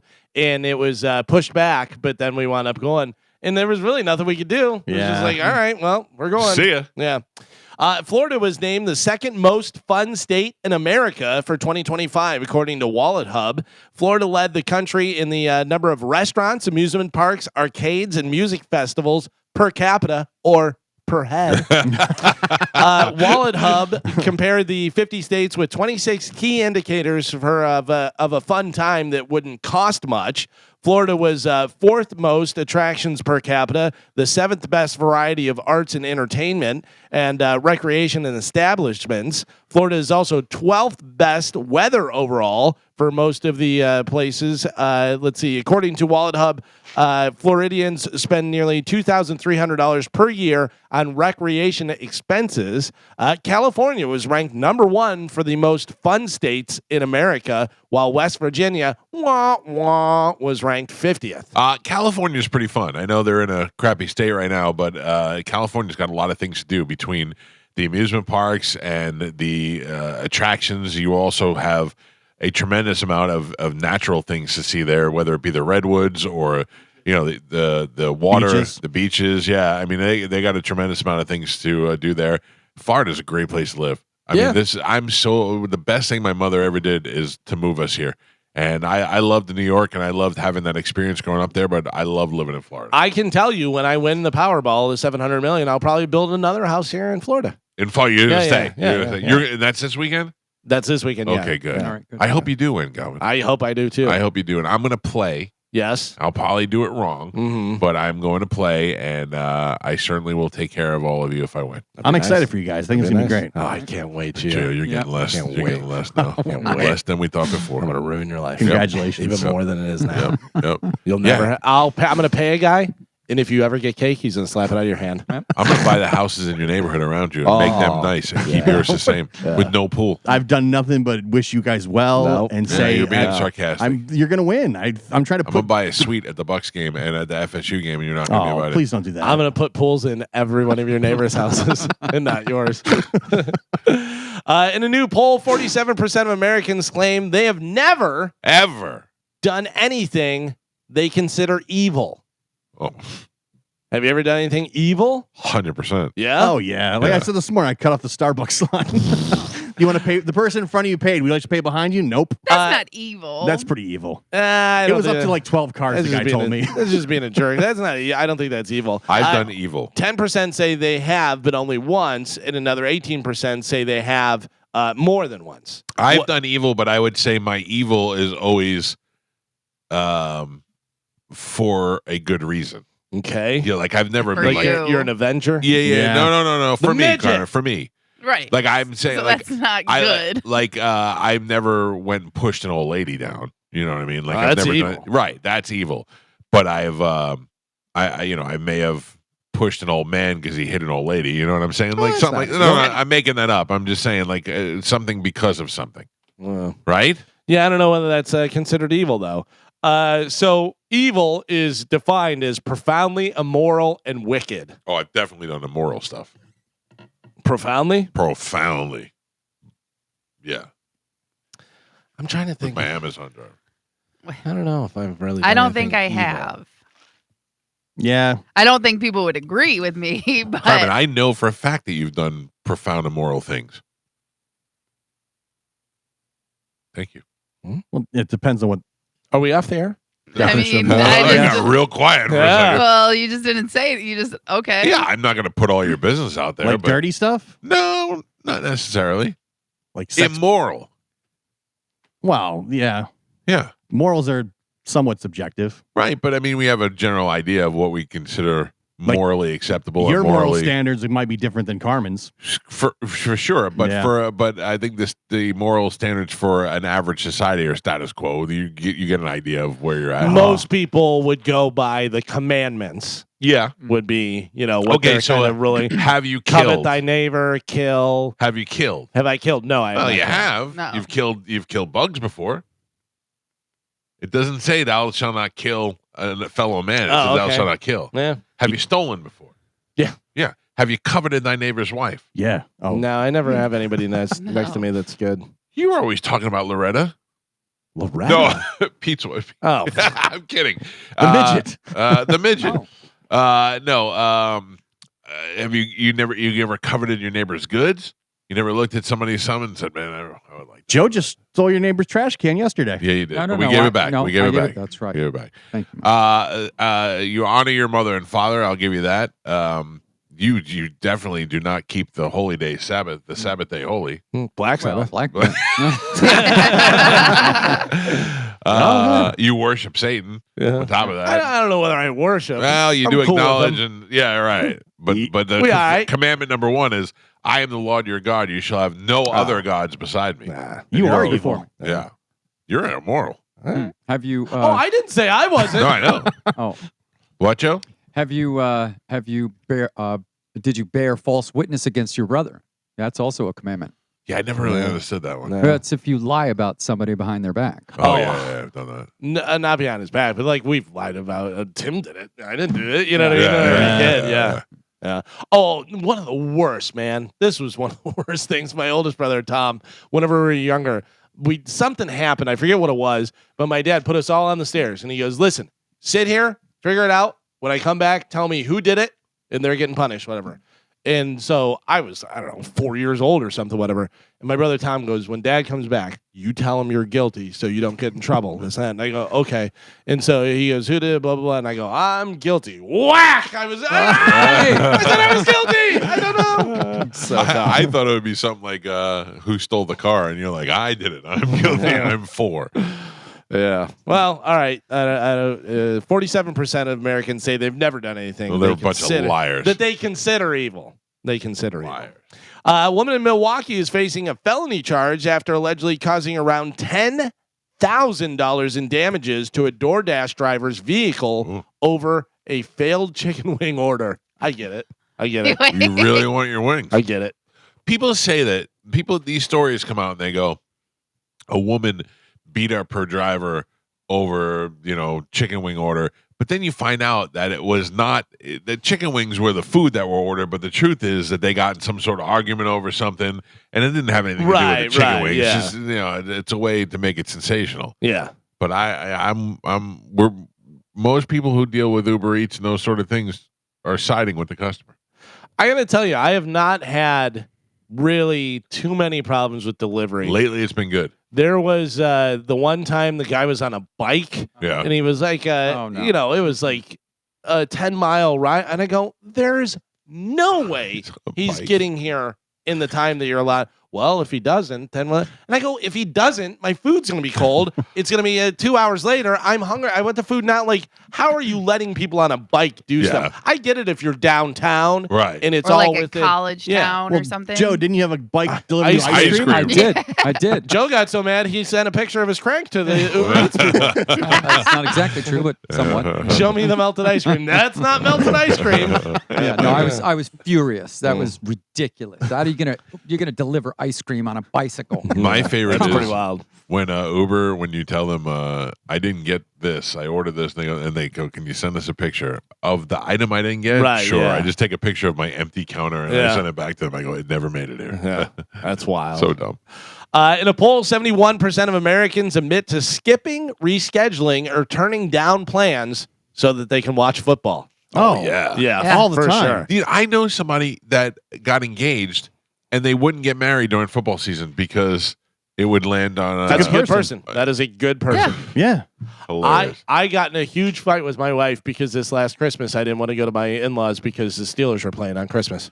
That I understand. That I'm with you. Yeah. Yeah, because my family gave me a hard time when the Bucks were playing on Christmas Eve because I wanted to watch the Bucks game, and then I'm like, it's my team, and they only play 16 games. By the way, the argument went like this. My wife yelled in my face, "It's Christmas!" And I yelled back, "It's the Steelers!" Yeah. There's been several times in the time that I've been married that I've said, I've always been like this. You knew I was Yeah, like this. exactly. That's never going to change. Yep. Now I'm going to go watch the football game. It's the way it is. Good And thing I for had me is my in-laws love football too. Yeah, so they'll always mine watch don't. it. They're not Yeah. sports at all. But I'm like, you knew I was like this when you married me. And I also just don't get it. Like, if you don't want to go to something, why would you want somebody to go to it? Because they're not going to be fun. They're not Yeah. going to enjoy themselves. They're going to be, you know what I mean? So it's almost like, yeah, if you don't want to Who go. wants a miserable Galvin hanging out No, with you? but it actually turned out to be really fun because their air conditioning was set at 78, and I watched the Steelers On a big lose. TV? I watched the Steelers lose on a 24-inch TV. So it was great, Carmen. My wife was right. I Happy totally- holidays. Christmas. And that's what I'm saying. Like, Right. if I know you don't want to go, like if I know Chad doesn't want to go to something, don't go. Yeah, well, Like, if you're a you're- nice person. Yeah. If he's coming, I know it's for me. But then also, if you're coming for me, then I expect you to be happy and stuff. But if you don't want to go, I'm going to tell you. Yeah, don't Don't make it go. miserable. You're Oh, right. my brother-in-law's Yeah. got 75 inches of goodness right there in his living room. I'll go to his house and watch football. Then it turns in, well, you're the only one that's not going out of the Yeah. whole group. Right, Okay. Great. Good. So I'm the a-hole. Yeah. You knew this, and I'm watching the Bucks. Most people plan on watching at home. 69% said they're cutting back on attending games due to rising costs. I got to tell you, if you have a family of 5 or 6 and you're going to a football game, get ready to spend a few $1,000s. Oh, for sure. You know, tickets and merchandise and food and just everything. It's wild. I said preseason game, $18 Bud Light. You know what's free? Tailgate party. Bud Light Yeah. tailgate party. I'm looking forward to that, Yeah. man. That's That'll always be a good fun. time. The food. Today is National Tooth Fairy Day. Oh boy, What are you paying for a tooth? $5, $10, $20? $20. $20 for a tooth. oh my bucks. god, That's wild. I mean, $20 for a tooth because the tooth fairy is not in play anymore. So, the tooth fairy, I can go, wow, I bet it's cheap, $5. But now I know where it's coming from. Who's bankrolling tooth fairy? Mm. Yeah. So now I have to be like, oh, How many teeth are you paying for now? That's though? the thing. Yeah. One a year. You know, And then Sunday is National Waffle Day. that's a good day. Waffle superior morning to the waffles. pancake. Yeah. I would go for either one of them right now. If you thought Netflix recommendations were already kind of arbitrary and off the mark, like, hey, recommend this. And I'm like, why would they recommend this to me? That doesn't make any sense. Just wait until tomorrow when they launch a new feature called Your Zodiac Watch List. Now, I got excited because I thought this was going to be about the Zodiac Killer, but it's Right. not. They're posting recommendations based on your astrological signs. You don't have to give Netflix any personal information because whenever you sign up, you have your Yeah. birthday in there and all that stuff. All subscribers can see the suggestions for every sign. So if you're a Capricorn, you can see Scorpio. If you're a Leo, you can see whatever, but then you can watch your own sign stuff. I don't know whether that's going to be any better or just kind of a gimmick thing. Yeah, it's definitely a gimmick thing, and I don't know anything about my sign. I know what my sign is, but I don't know what I'm supposed to like, what I'm not supposed to like. or Oh, any of that really? You stuff. never Yeah. looked into that? No. You are what? A Sagittarius? What are you? Virgo. Virgo. Yeah. Virgo. Let's see. Horoscope definition. Let's see. Horoscope. Virgo. One of the most efficient Oh. of the zodiac signs. Let's see. This is the actual horoscope. Yeah, I don't know what I'm supposed to be, or if I fall into the category. Does anyone else's Netflix ever just go randomly into international stuff? No. Like Carmen, it doesn't like just you may. Let me tell you why that might be happening to you. You may be logged in somewhere else in a hotel or something, and you didn't log out, and somebody's using your Netflix while they're in the hotel. Oh. The reason why I know that is because when we stayed at the Airbnb, Yeah. the people were logged into the TV before, and they were definitely foreign. They had a bunch of Indian stuff on there. I gotcha. Yeah, because it's not, but I'll look and it's not stuff that I watched. It'll just say recommended or we think you'll like, and it will literally be all Indian, Spanish, Yeah, and somebody's got your account. Yeah, I hate that. Or maybe it's linked up to your Uber Eats and you've been ordering a bunch of different Chinese. stuff. Yeah. Mike, so you're a Virgo. It I says that an earth sign characterized by practicality, Okay. logic, Okay.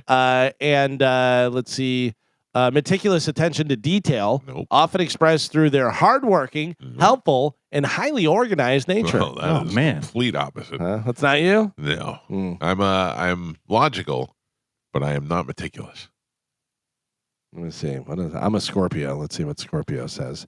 Highlights strong shared traits like loyalty, Okay. intelligence, and reserved private natures, creating a dynamic bond built on mutual depth and understanding. All right, it's not bad. I don't know about that. Do me. What are you, Joe? Capricorn. Wait. Yeah. Capricorn? Yeah. You nerd. Long, Me next. Me next. stringy. Capricorn, practical, hardworking, and goal-oriented. There Nailed you it. go. Nailed it. Get Joe. outta here. Nailed it. Carmen, what are you? I'm an Aries. Aries. All right. You love potatoes. That's all it says. Aries bring fire, spontaneity, and pioneering spirit. Why You does are a this- pioneer. Yeah. I have a lot of spirit. hold on. You're the first woman coach at Chambo. That was Pioneer. I'm sorry. That was the Aries Virgo profile. I didn't move the other one away. This says you're known for being bold, energetic, and passionate nature. Aries individuals are natural leaders, often courageous and independent, with strong desire for action and adventure. Yeah. How Okay, about that? I'll give you that. Gio, what are you? Aquarius. None of us are the same. That's interesting. Well, is it? None of our birthdays are. Oh, I know, but I'm Close. just saying that. It says known for your unique blend of intelligence, independence, and humanitarianism. Yeah. I'm Great not. humanitarian. Oh, come on, Gio. man. I'm not making this up. And love of burgers.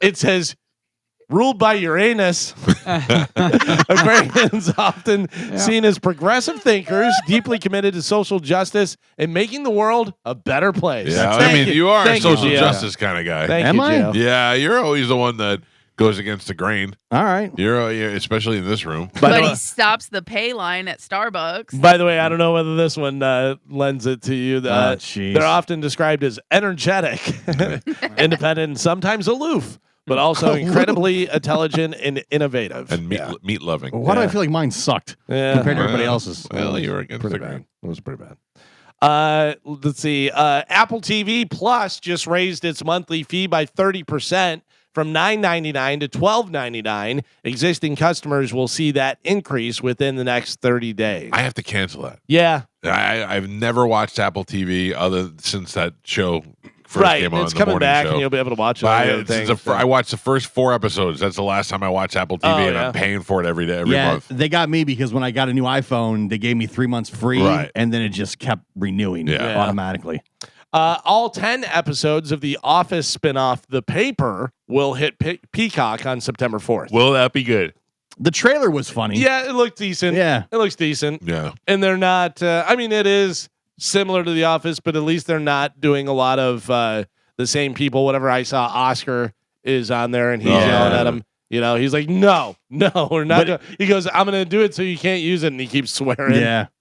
I watched an old episode of Letterman the other day. Yeah. I got that channel on Samsung TV that just shows old Letterman, and then there's one that shows old Conan, and they had people doing stupid human tricks, or maybe it was bird calls. I don't know what it was, but it would turn out it was a bird call, and it was 2 girls, and they did a peacock, and it was horrendous. It was a big, loud yell, screaming like they were getting murdered, and it was Chloe Feynman from Saturday Night Live. Oh, before really? She was famous. Yeah. Oh, that's She was a wild. kid. Yeah. That's wild. I saw a clip on Instagram of Robert Plant when he was on Letterman, and it was when he was doing the Honey Drippers Yeah, yeah. and stuff. And he was Letterman was asking him about Led Zeppelin being known for a lot of crazy stuff, whatever. And he goes, "Oh, I think you're talking about Mr. Schaefer over there." He goes, "That wasn't us."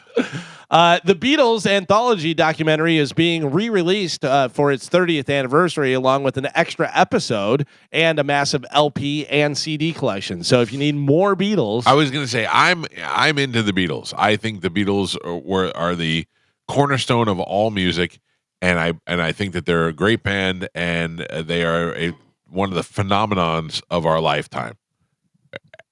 Stop with the Beatles. I mean, how many more reissues and reworks and anthologies do we need? I respect what the Beatles did, and I understand their contribution and all that stuff. But I've never been a huge fan, whatever. But I did watch the Beatles thing, the Peter Jackson thing, whatever. And all I took away from that was, so Paul McCartney was the talented one. Like he, above and beyond anybody else, was the guy. Even Lennon? Yeah, see, I disagree with that. I think 100%. Really? I think without Lennon, you just have a boy band. Without Lennon, you don't have Yoko in there causing problems. Paul McCartney just walked in and goes, "Hey Jude," and would play a whole song, and then they'd be like, "Oh, noodle noodle" over top of it. He like came in with every song. It seemed like. I know that that's not right, but the way that it looked was like, I mean, if you don't have Paul McCartney, you don't have a lot of those songs. I mean, that was the Yoko time too, where Yoko was screwing things up. Yeah. So I mean, Yoko did break that band up. Yeah, to me, John Lennon just seemed like a guy that had autism. Yeah. Yeah. I mean, he definitely had something that caused him to be more. To think more. I don't know if it necessarily made it as a positive. It caused them to think more and do more things, and how that manifested through their music is one thing, but it certainly changed what they were from what they were to what they ended up being. Speaking of musicians, Brent Hines, the ex-guitarist for the band Mastodon, co-founder, died in a motorcycle accident. He was 51 years old. According to preliminary investigation, concluded that a woman driving a BMW SUV failed to yield when turning left, resulting in a collision with Hines. The investigation is ongoing. Yeah, he had just left Mastodon not too long ago, and then this happens, which is wild. 51. Oof. I know a lot of people that knew him. Yeah, that were friends with him. That stinks. Yeah. And then this is pretty wild. The father of the Boston Celtics star Jaylen Brown, Quentin M. Brown, has been arrested for attempted murder. Oh. Brown, who is 57, was booked Thursday morning on an attempted murder charge in connection to a stabbing that occurred in Las Vegas, according to jail records.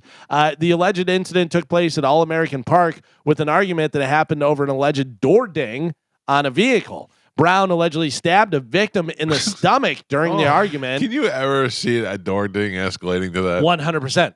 I'm surprised that all of those don't end in stabbings because people are just so nuts. I mean, but if I ding somebody's door, I'd be like, "I'm so sorry. What can I do to? Exactly. I'll pay for it." Yeah. Like I can't see me going, "I didn't do that." I'd be like, "I'm so sorry. I dinged your door." If nobody sees you do it, do you leave a note or just go on? Oh, you just go on. Yeah. You just go on. We look for cameras first.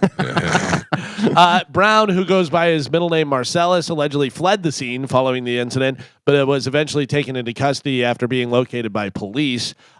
So I guess the victim was a youth football coach. Be careful, Carmen. It was taken to a local hospital undergoing surgery as a result of his injuries and stuff. So Jaylen Brown's father stabbed the guy, but he says the guy had a gun and pistol whipped him. Oh. Yeah, that's what his story is. So he's saying it was self-defense. But then you have to call the police right after it happens and say, I had to stab a guy because he pistol whipped. Exactly, yeah. So, I mean, they're investigating. We'll see what happens with this whole thing. But if you have a gun, are you pistol whipping anybody?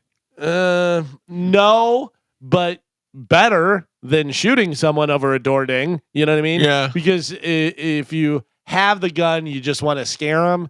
And then if the situation arises, you hit him with it. And stuff. When Henry pistol whips that guy in Goodfellas, and then points the gun at his face. That's great. That is really good. Yeah. You want some of this FO? That's so great good. Scene. So good. But that really sucks for Jaylen Brown. Now this is hanging over his head. Ugh, it's got to be rough. I know what it's like to have a violent father. Police in Florida are still investigating the death of last month professional wrestling icon Hulk Hogan from what the medical examiner concluded was a heart attack. We called it from the beginning. Yep. The Clearwater Police Department said in a statement Thursday that a unique nature of this case has required us to interview multiple witnesses and seek medical records from a variety of providers, and our detectives continued to do that. So Hogan, who died on July 24th at the age of 71 at the hospital after paramedics rushed him from his home in Clearwater following a 911 call, and body camera video on the scene has not been released yet. Police have previously said there is no evidence of foul play in Hogan's death, so it's not exactly clear what the police probe is looking for other than medical records. But obviously, well, evidently his daughter is yipping up, speculation, and saying that yeah. she's been contacted by people that say to get the body cam footage that something happened during the body cam, but they were so quick to cremate him that there was no autopsy done. They don't know if he's been cremated yet. I thought he was. No. That was the whole thing. They don't know. So where's his body? They don't know. They won't say. Missing Hulk Hogan body. Well, no. Get it out. Put it next to Knobs' foot. I guess they won't release whether or not he's been cremated. And this is what I gathered. But release to who? To the media and to the public. But why? But his Brooke family Hogan. knows. But she should know. Well, no, I guess his wife is in control of everything. So it's up to her, I guess, what happens, when it happens. So the wife seems pretty comfortable with everything, but the daughter is the one that's making a big deal out of it. Everything I've gathered has been from Brooke Hogan's Instagram account because she's been putting stuff out there. But Brooke Hogan and Sky Hogan, Hogan's wife, did not get along. No. And they did not have a relationship, and he had not talked to Brooke in some time. I think that was the big wedge that drove them apart too. Well, wasn't he banging one of Brooke's friends? I think that was the wedge. Maybe, but I think that was way back, wasn't it? Well, yeah, but still, that's enough to make you not want to be around your dad anymore if he's banging one of your friends. Yeah. But also, if you're Brooke Hogan and you don't get along with the wife, and then your father dies, and there's a quick cremation and stuff, that looks like something shady is going on. You know what I mean? Hurry up and cremate the body. Who wants a slow cremation? No. But I'm saying super fast, where they're like, "Hurry up, let's go, let's get this done." Yeah. Well, why do you want to have it done so fast? Because Brooke Hogan says that she used to take her dad to all these doctor's appointments and listen to the doctors and help him organize all of his medication stuff. So she was really up to speed on his medical condition up until the last 2 years. And she's kind of saying that it's 2 years and 5 surgeries, and the way he died, it doesn't make any sense is what she's saying. he had a heart attack. He's guy's been doing steroids for the last 40 years. Or did he? Because they said that they think that he had complications with his neck surgery that caused him to stop breathing. Is what they're speculating. I don't know. I care about the Cracker Barrel logo more than I care about this. I don't really care at Justice for the barrel.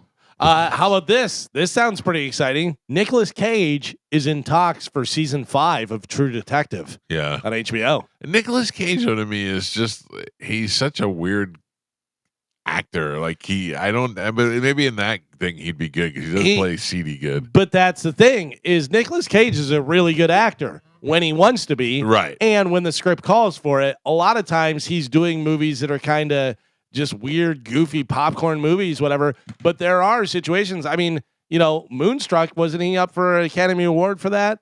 Or I don't know. then there's so many different things that he's done over the years, leaving Las Vegas. Yeah. He's a good actor, but he's just become this weird figure in Hollywood now. It's hard to take him seriously, but he does play gritty good, and that's a gritty and role. What was it? His taxes, financial problems. He was doing every movie that came along. You know, so yeah. Mike, you'll be sad. Garbage says their fall run will be their last North American headlining tour. Oh wow! Oh, they're coming to Janice soon. Oh wow! Yeah, where they belong with their one song. Yeah, you should probably go see it. Maybe you're gonna be the last time. I have some new music for you guys. I love new music. Can we take a break and come back and do new music? We can. All right, I don't want to get too late. Let's take a break. I love new music. We'll spend some time listening to it. When we come back, it's the Mike Calta Show. This is 102.5 The Bone. Speaking of the Bucks, they're doing the top 50 Bucks players and stuff. Yes. They released 32 to 21. Okay. If you want to roll through those yeah. real Let's quick. do that. And then don't forget we have new music. New music for sure. Yeah. So number 32 is Davin Joseph. All right.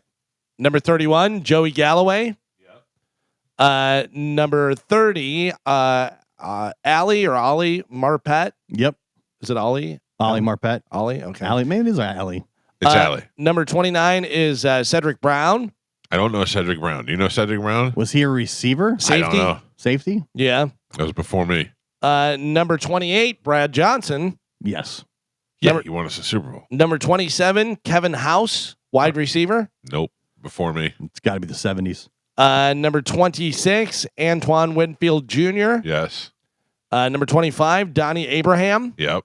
Donnie Abraham was great. Number 24, Vita Vea. Yeah, I'll give you that. Gio. He's got time to move up. Prices just went up. Number 23, Shaq Barrett. Yeah. Oh, wow.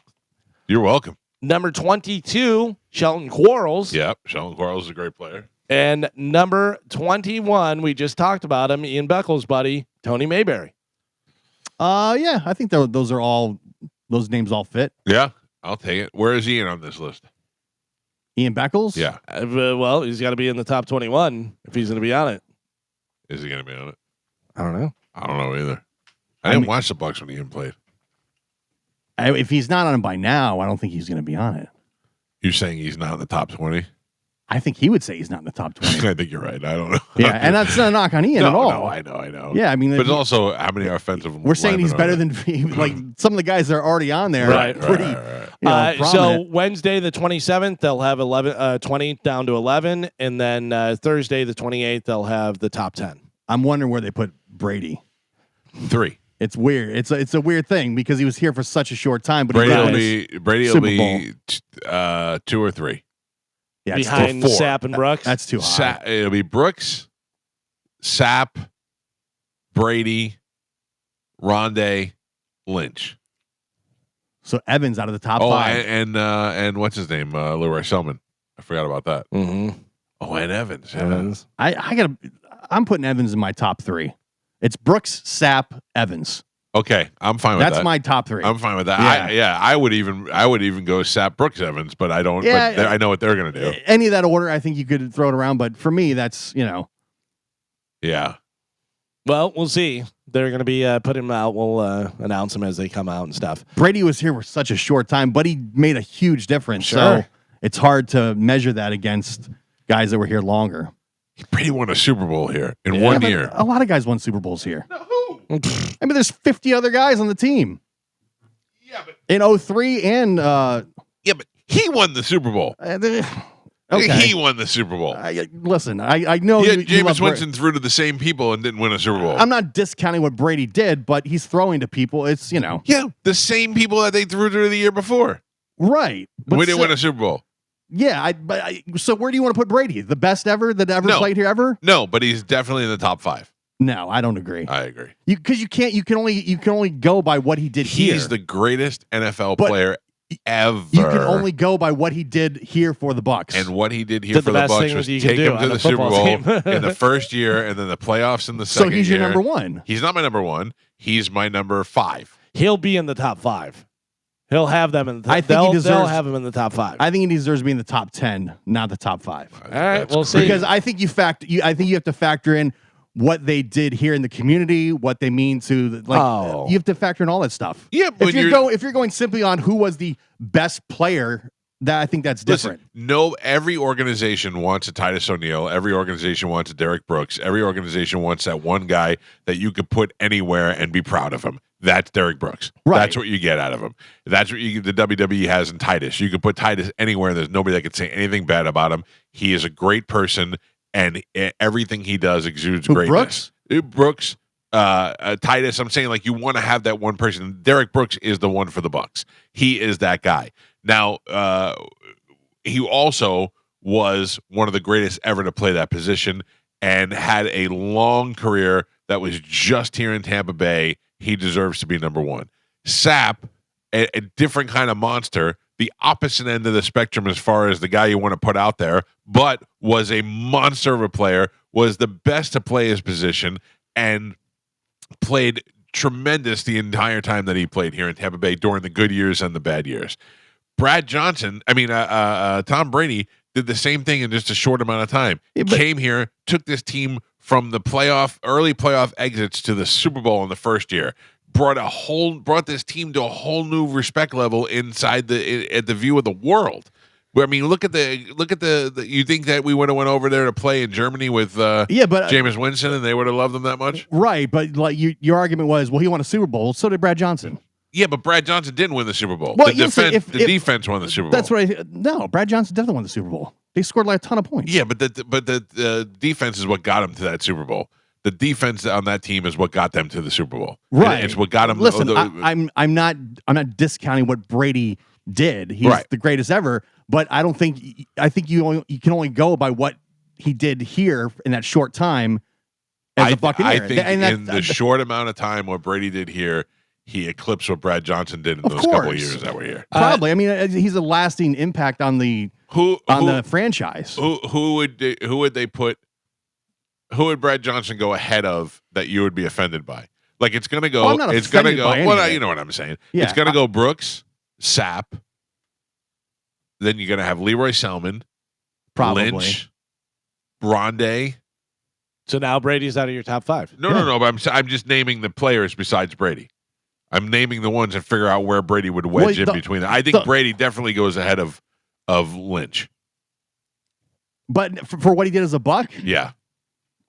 This says the I don't final know. list was selected through a process that included fan vote, Nobody Tampa asked Bay me. media members, Nobody asked me. yeah. and team committee.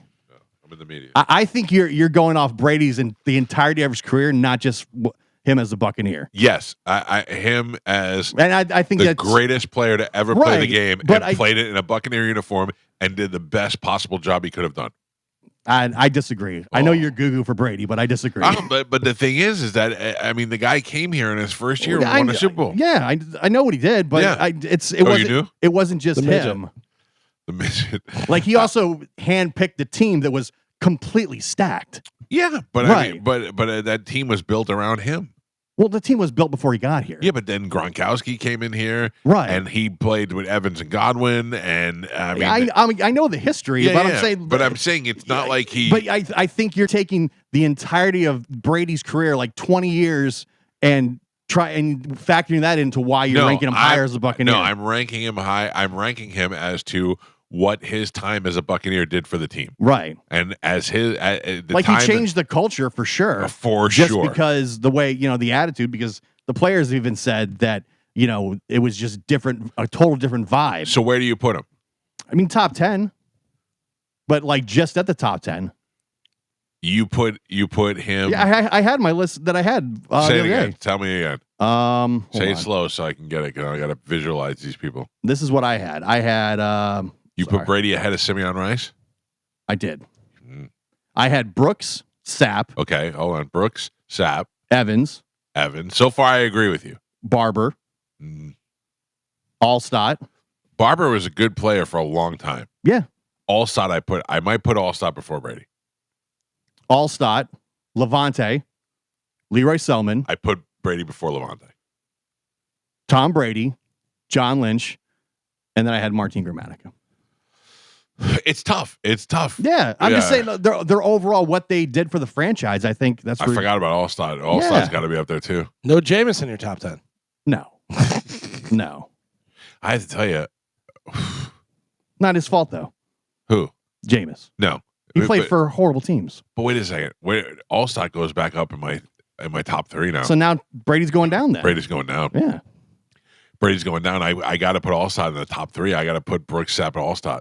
right. That's So I mean, because like, you got I'm- two of the best defensive players and the best offensive player. Yeah, I'm not arguing like the greatness of Tom Brady. No, I know you're not. I'm like I don't count the stuff he did. You're before swaying me a little, Gio.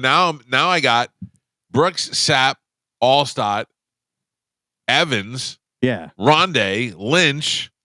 I mean, I would jam Brady somewhere in between there. I'm not counting anything Brady did before he got to the Bucs. No, me either. Yeah. I don't care about the Patriots. So you're both saying Brady's in the top 10 then? yes. I think he's got to be just based on he's got to be in the what top the 10. and I'm only based on what the players, when you hear them talk about what it was like to play with Tom Brady and how it totally changed the culture and raised the bar.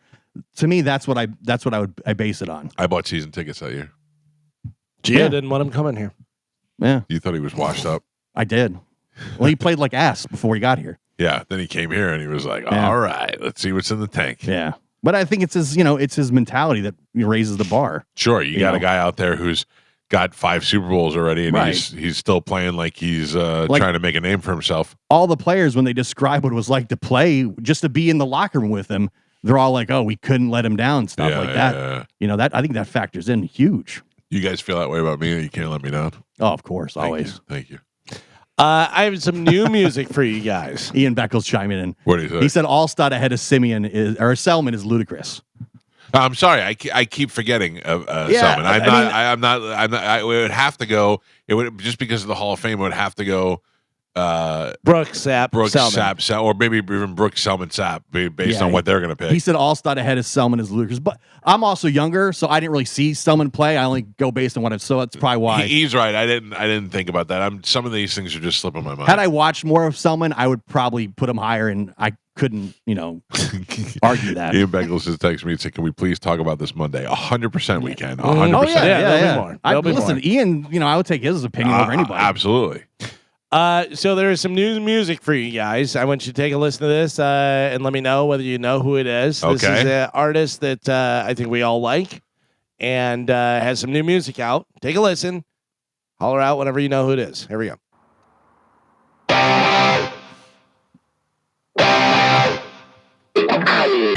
That's kind of lame.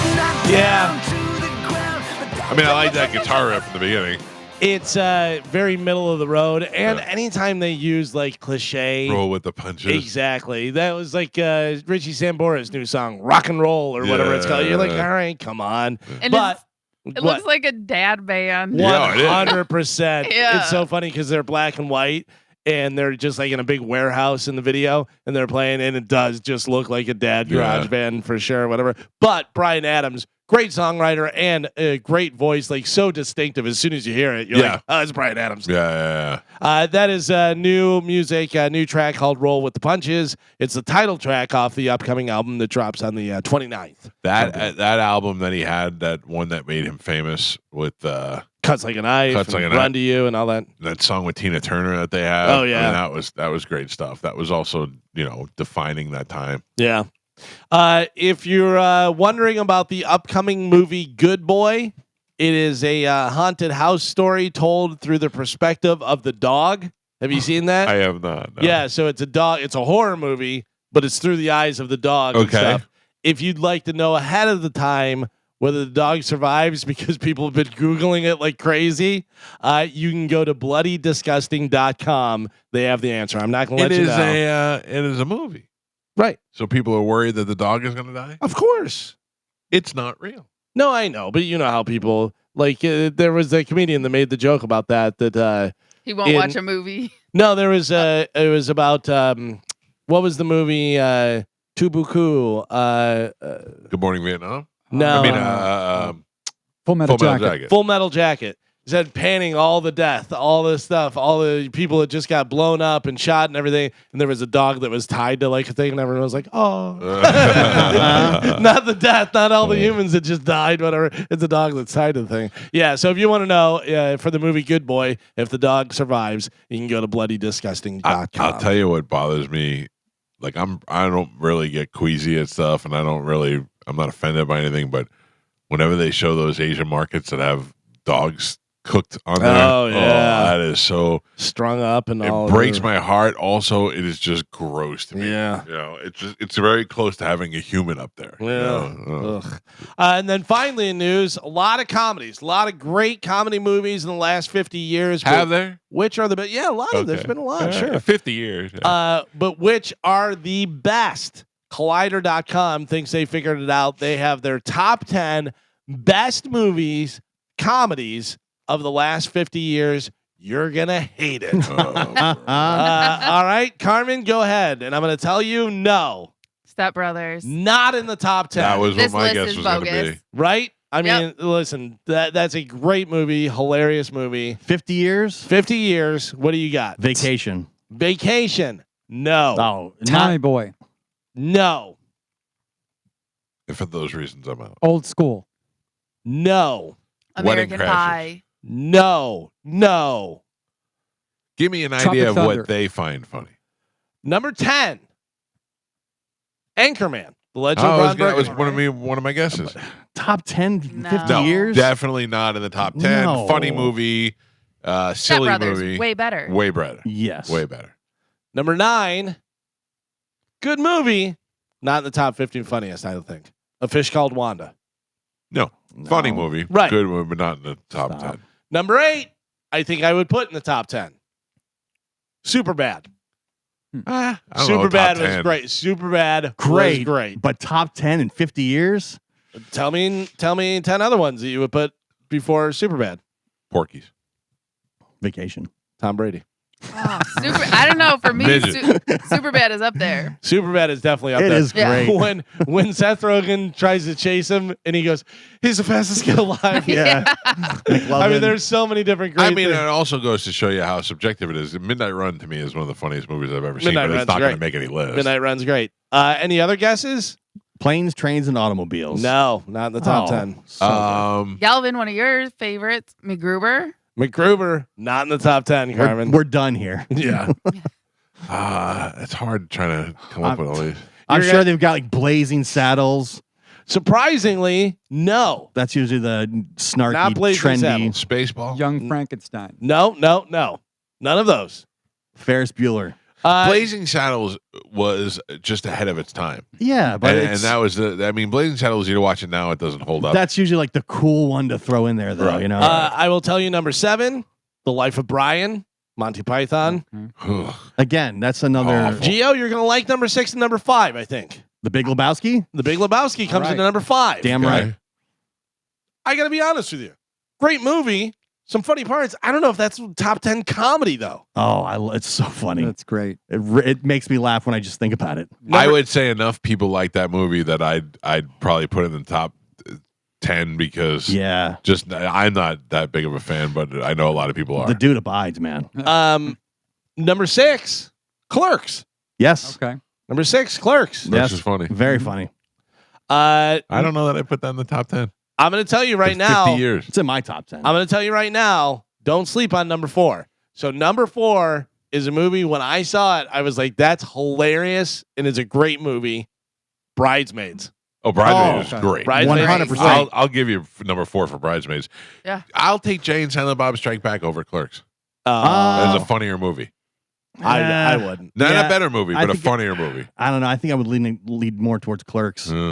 Bridesmaids is Kristen Wiig is phenomenal in that movie, and obviously Melissa McCarthy's great, but they're all great. Yeah. Yeah. But Kristen Wiig drunk on that plane is one of the funniest movie scenes ever made. Yeah. But also Melissa McCarthy, when you feel the heat coming from the I undercarriage. mean, You see that? So funny, so funny. And then they're driving and she stole all the puppies. Look Yeah. away. Yeah, the whole thing, that whole movie is just great.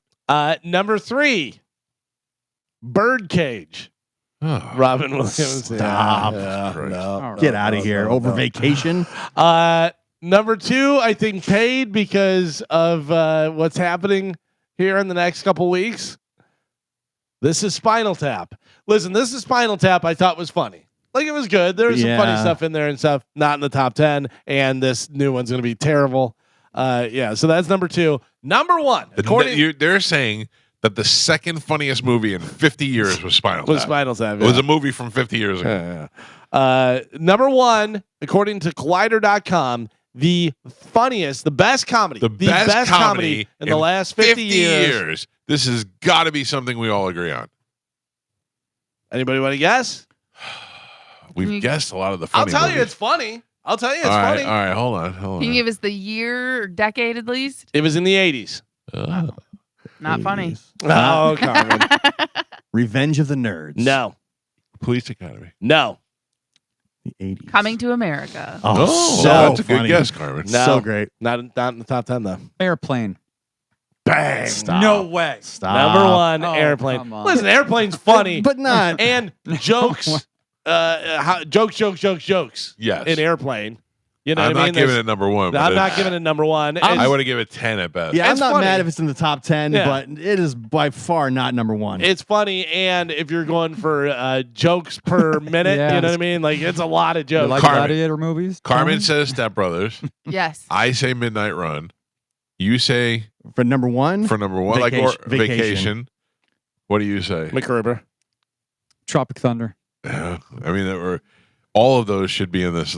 Should be in top 10 on the list. Vacation, no matter how many times I watch it, it always makes me laugh out loud. Yeah. I love it so much. I don't know that I like the first Vacation as much as Christmas Vacation. Yeah, see, I think the first one's the best out of all of them. Yeah. Yeah, there's so many great lines. I mean, even European Vacation, I watched a lot. Pick and a Poke, that was Yeah, good. That they're was all good. Did you see the footage the other day of Chevy Chase at a Comic-Con backstage and Yeah. Randy Quaid comes walking Yeah. in? Yeah, the way Randy Quaid goes right into character with the walk Yeah, is yeah. so great. Man, Chevy Chase doesn't seem like he's all there. He just seems like he's It's- old and curmudgeon-y. It's weird. Yeah, I don't know. Yeah, I know what you're talking about. It's like they talk to him. He's got this like weird blank stare, and then he kind of says stuff. I I don't think know. Chevy Chase did a lot of drugs at one He point in his did. life, and I think Yeah. they took a toll on him. Maybe that's what it is. Because he did a lot of cocaine and stuff in the 70s, but didn't he have a barbiturate problem in the 80s? Yeah. And painkillers because of all the pratfalls and all that stuff, whatever. But also the other thing is when you think Chevy Chase, you think so quick and kind of, Yeah. so to see him moving slow, it's really off-putting, and you're like, oh, this is so weird. Right. Yeah. Yeah. All he does is Comic Cons now. Comic Cons and these like He's theaters. making so much money. Does he need the money though? Yeah, I bet. I mean, what if it costs him to go out and sit somewhere for 2 hours, get paid a bunch of money, and For everybody people kisses to your tell ass? you how great you Yeah. are. Yeah, I guess. I mean, it does get exhausting. It does get exhausting. I'm sure for him to be out there and fake smiling with everybody for all that time. yeah, But, you're just I mean, like an animal in the zoo. For yeah. a But at the end weekend. of the day, when they give you $50,000 for 2 hours work, you're like, all Yeah, right. and probably. you get to take a couple breaks and eat meals and hang Yeah. out, and you get to see You some other fly people first that you know. class Yeah. everywhere. You Yeah. know, it can't be that bad of a life. All you need to make is one good movie, man. By the one way- good Comic-Con movie. Fletch. Oh, yeah, Fletch may be up there. Fletch is a great movie. Fletch, Weird Science. Weird Science is a great movie. I mean, there's a lot. You 50 years. I mean, there's so many that we're missing that we're like, oh yeah, of course. I mean, still to this day, the movie that made me laugh so hard I thought I was gonna die was Kung Pao Enter the Fist. I literally thought I was gonna have to call 911 and And the have them movie come that and get made me. me laugh the hardest was Jackass. The Jackass, first movie. yeah, Yeah. yeah. Yeah, I mean, nobody's ever going to agree, but you got to imagine that the consensus would be that there's, we all have like a top 20 that we're all like, if we all had to write down the top 20, all of us are going to come up with similar. Sure, similar yeah, answers. yeah. There's gonna be Yeah. at least 5 that I think Right. we all name. Spinal Tap. That would not be in my top No. 25. Spinal Tap, decent and funny, you know. from when it was. Right. Well, that's one of those ones that the older it gets, the further away from it you get and stuff. Yeah, Whatever. but you know the opposite for me? You know what? I didn't like it when I saw it in the movie theater. I was young. I didn't get it. Then I liked it a little bit years later. Now I love it. It's Three Amigos. oh, Three Amigos is great. Right, Yeah. but I remember seeing it in the theater and going, Then as I got older, I got some of the jokes a little bit more, and I realized some of the subtle things, and it's just funnier. And now. you've still not seen Trains, Planes, and Automobiles. I've not. I will watch it this Christmas. This is going to be my Thanksgiving. goal. Watch it Thanksgiving. Thanksgiving. Yeah. Sorry. Did you say you never saw Clifford with Martin Short and Charles Grodin. Charles Grodin? I don't remember. Martin Short plays a 12-year-old boy as Martin Short, but he's supposed to be a 12-year-old boy, and Charles Grodin is his uncle.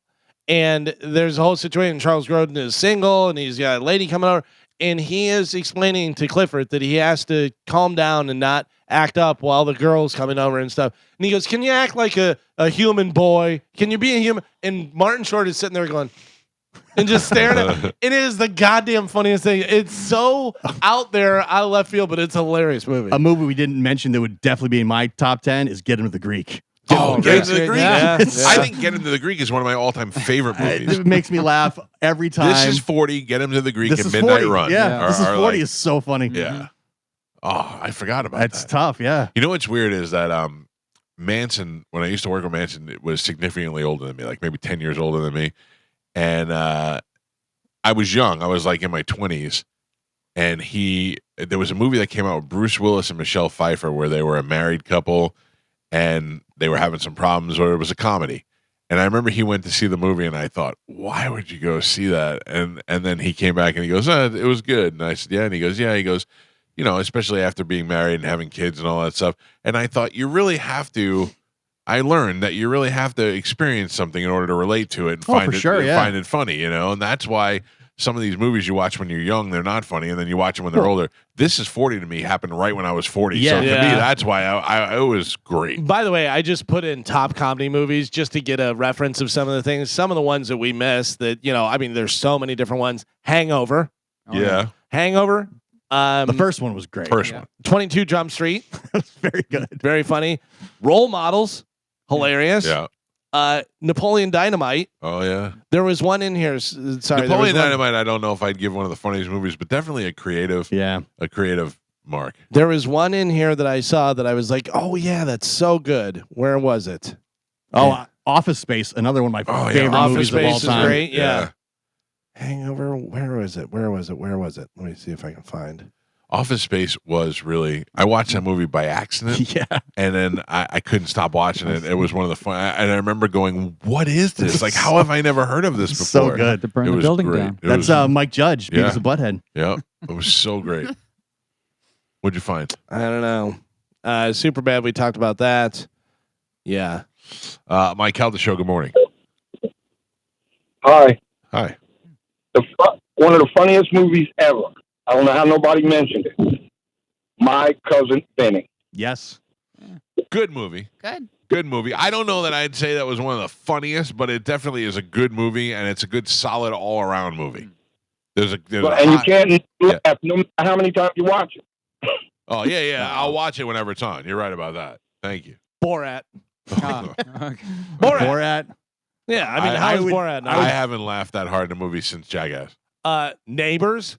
Neighbors was great. Yeah. This list stinks. I Collider put stinks. Swingers in there. Swingers makes me laugh. Yeah. Semi-pro. What's the Made. the breakup? Oh, the breakup. The is good, breakup's too. great. Semi-pro. Dodgeball. Talladega Nights. Caddyshack. Yeah, there's so many. There's so many that aren't in there. You said Tommy Boy earlier, Joe. Collider stinks. I refuse to Yeah. acknowledge any of their list anymore. Dumb and Dumber. Pretty bad. Oh, Dumb yeah, and Dumb and Dumber. Dumber, yeah. Wedding Crashers. By the way, Knocked Up. I thought it was great. I read an article yesterday. Yeah. They're making Super Troopers 3. I was saw just that about to too. say that was Yeah. the one that I was. So Super Troopers, the original Great. Super Troopers was great. Was absolutely great. Super Troopers 2, they could have saved all the money if they just came on the screen and said, "Go watch Super Troopers again. You don't need to see Super Troopers 2." Sometimes though, 2 stinks, then 3 ends up being good. Yeah, Maybe. we'll see. Here come all the phone calls. Mike Calta Show. Good morning.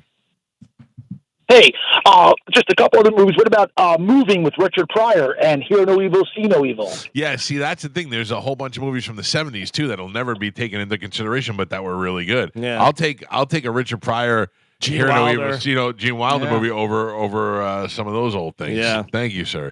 Mike Calta Show. He's at Hello. the gate. You can't get in. Morning, Mike. I think you guys are missing a Jim and Walk Hard, the Dewey Cox story. That was funny. There was some funny stuff in there for sure. Yeah. Mike Calta Show. Good morning. Anybody mention Harlem Nights? Harlem Nights is a great Oh, movie. no. Harlem Nights is really good with Richard Pryor and Eddie Murphy and Red Fox. Yeah. Mike Calta Show. Good morning. Good morning. I was going to said Super Troopers. We just did. Yep, Super Troopers. And first one good, second one stink, third one probably be terrible. Mike Calta Show. Good morning. Good morning. Two that I have not heard. It was We're the Millers and Dumb and Dumber. We're the Millers is Yeah, a that's great good. movie. Yeah. That is a very good movie. And Dumb and Dumber, somebody did All say, time favorite. Yeah. We're the Millers is one that I'll watch whenever it's on. 40-year-old virgin. Oh, Oh, yeah, 40-year-old Virgin's good too. Yeah. Is He's at the gate. He said they tried to call, but I'm looking at my phone right here. okay. Hold on, I will. Oh, this place. Yeah. If I had the number, I'd go call him. I don't have the number. Oh, you don't? No, To the I gate? have I don't have the gate number. They should give you that. Man. I mean, they really should. Yeah. I would imagine you have more guests come than anybody else. Yeah. You know All what I right. mean? Let's take a break. I'll figure this out. It's All the right. Mike Calta Show. It's Sorry. 102.5 The Bone. Forrest Shaw is here with us. He's going to be at Side Splitters this weekend. Take a look at that. I wanted to. Holy cow! Yeah, right? Is that like an angle thing? Or Yeah, is well, that, no. I was sitting in my living room yesterday at about 5 p.m., maybe 4 p.m., and my Ring doorbell went off at the front door. And I had just gotten a package delivered a little bit earlier. So I turned on the doorbell to see what it was, and I saw those triple Ds coming, walking towards. So my Amazon driver was wearing nothing but a tube top and her blue Amazon vest, and she had tremendous breast. And I took the picture and put it up on the thing, and I was amazed by it. I'm not complaining about it. I thought she was wonderful. Yeah, I guess she doesn't know about OnlyFans. I don't know why. Maybe she does. Yeah. I don't know why. Maybe she does. I don't know. I don't know what that is. I like that she has the vest on too. Yeah, That's yeah. Got to supposed keep be her professional. safety. You don't have any kids, do you? I've never been married. Don't No, have no. kids. Yeah. I have a 12-year-old daughter, and I mean, the thought of OnlyFans makes me want to vomit, But also, I'm watching these. He also checks out every girl's OnlyFans Yes, yeah. and has subscribed to a couple. Yes, and the amount of money like this girl that I follow, that Galvin turned me on to, by the way, is currently dating Young Gravy. Yes. Is that his name? Young Yeah. Gravy. And so I know who that is. yeah, and she's like 20-some years old. She's driving a $150,000 Mercedes. Yeah. She's flying private. She's Just bought her mom a Cadillac. Yeah, I'm like, maybe it's not so bad. Maybe you got to do what you got to do. She does full on stuff. Oh yeah. Yeah, everything. Yeah. Oh yeah. I know. If I could do it, I would do it. Yeah. 2 seconds. Yeah. If I said to you, Forrest Shaw, famous comedian, we are going to feature you in a solo masturbatory activity, but it would only be shown in Europe, would you do it? Yes. Yeah, that's how I feel. I was nodding my head when you just said Forrest Shaw. I'm like, You didn't need to put parameters. I had you at Forrest. Just tell me what you need me to do to make that amount of money. I'll do it. I have no issues. We were talking about the movie Vacation. Does anybody remember European Vacation? Sure. European Vacation, they accidentally, or they stole Clark's video camera. Right. And it's one of the subtle jokes that you don't really understand when you're a kid, but they steal Clark's video camera, and he had been messing around with his wife on the video. And when they go to a different country, there's a billboard of them on the billboard that they were like made a porno movie. And so that was the thing. If I'm going to be the sexiest fat guy in Hungary, I'll take it. It doesn't have any bearing on what I do here. Yeah, I have no issue. I will sell out in a minute for anything. Yeah. Any ad you want me to do? Yep. Yeah.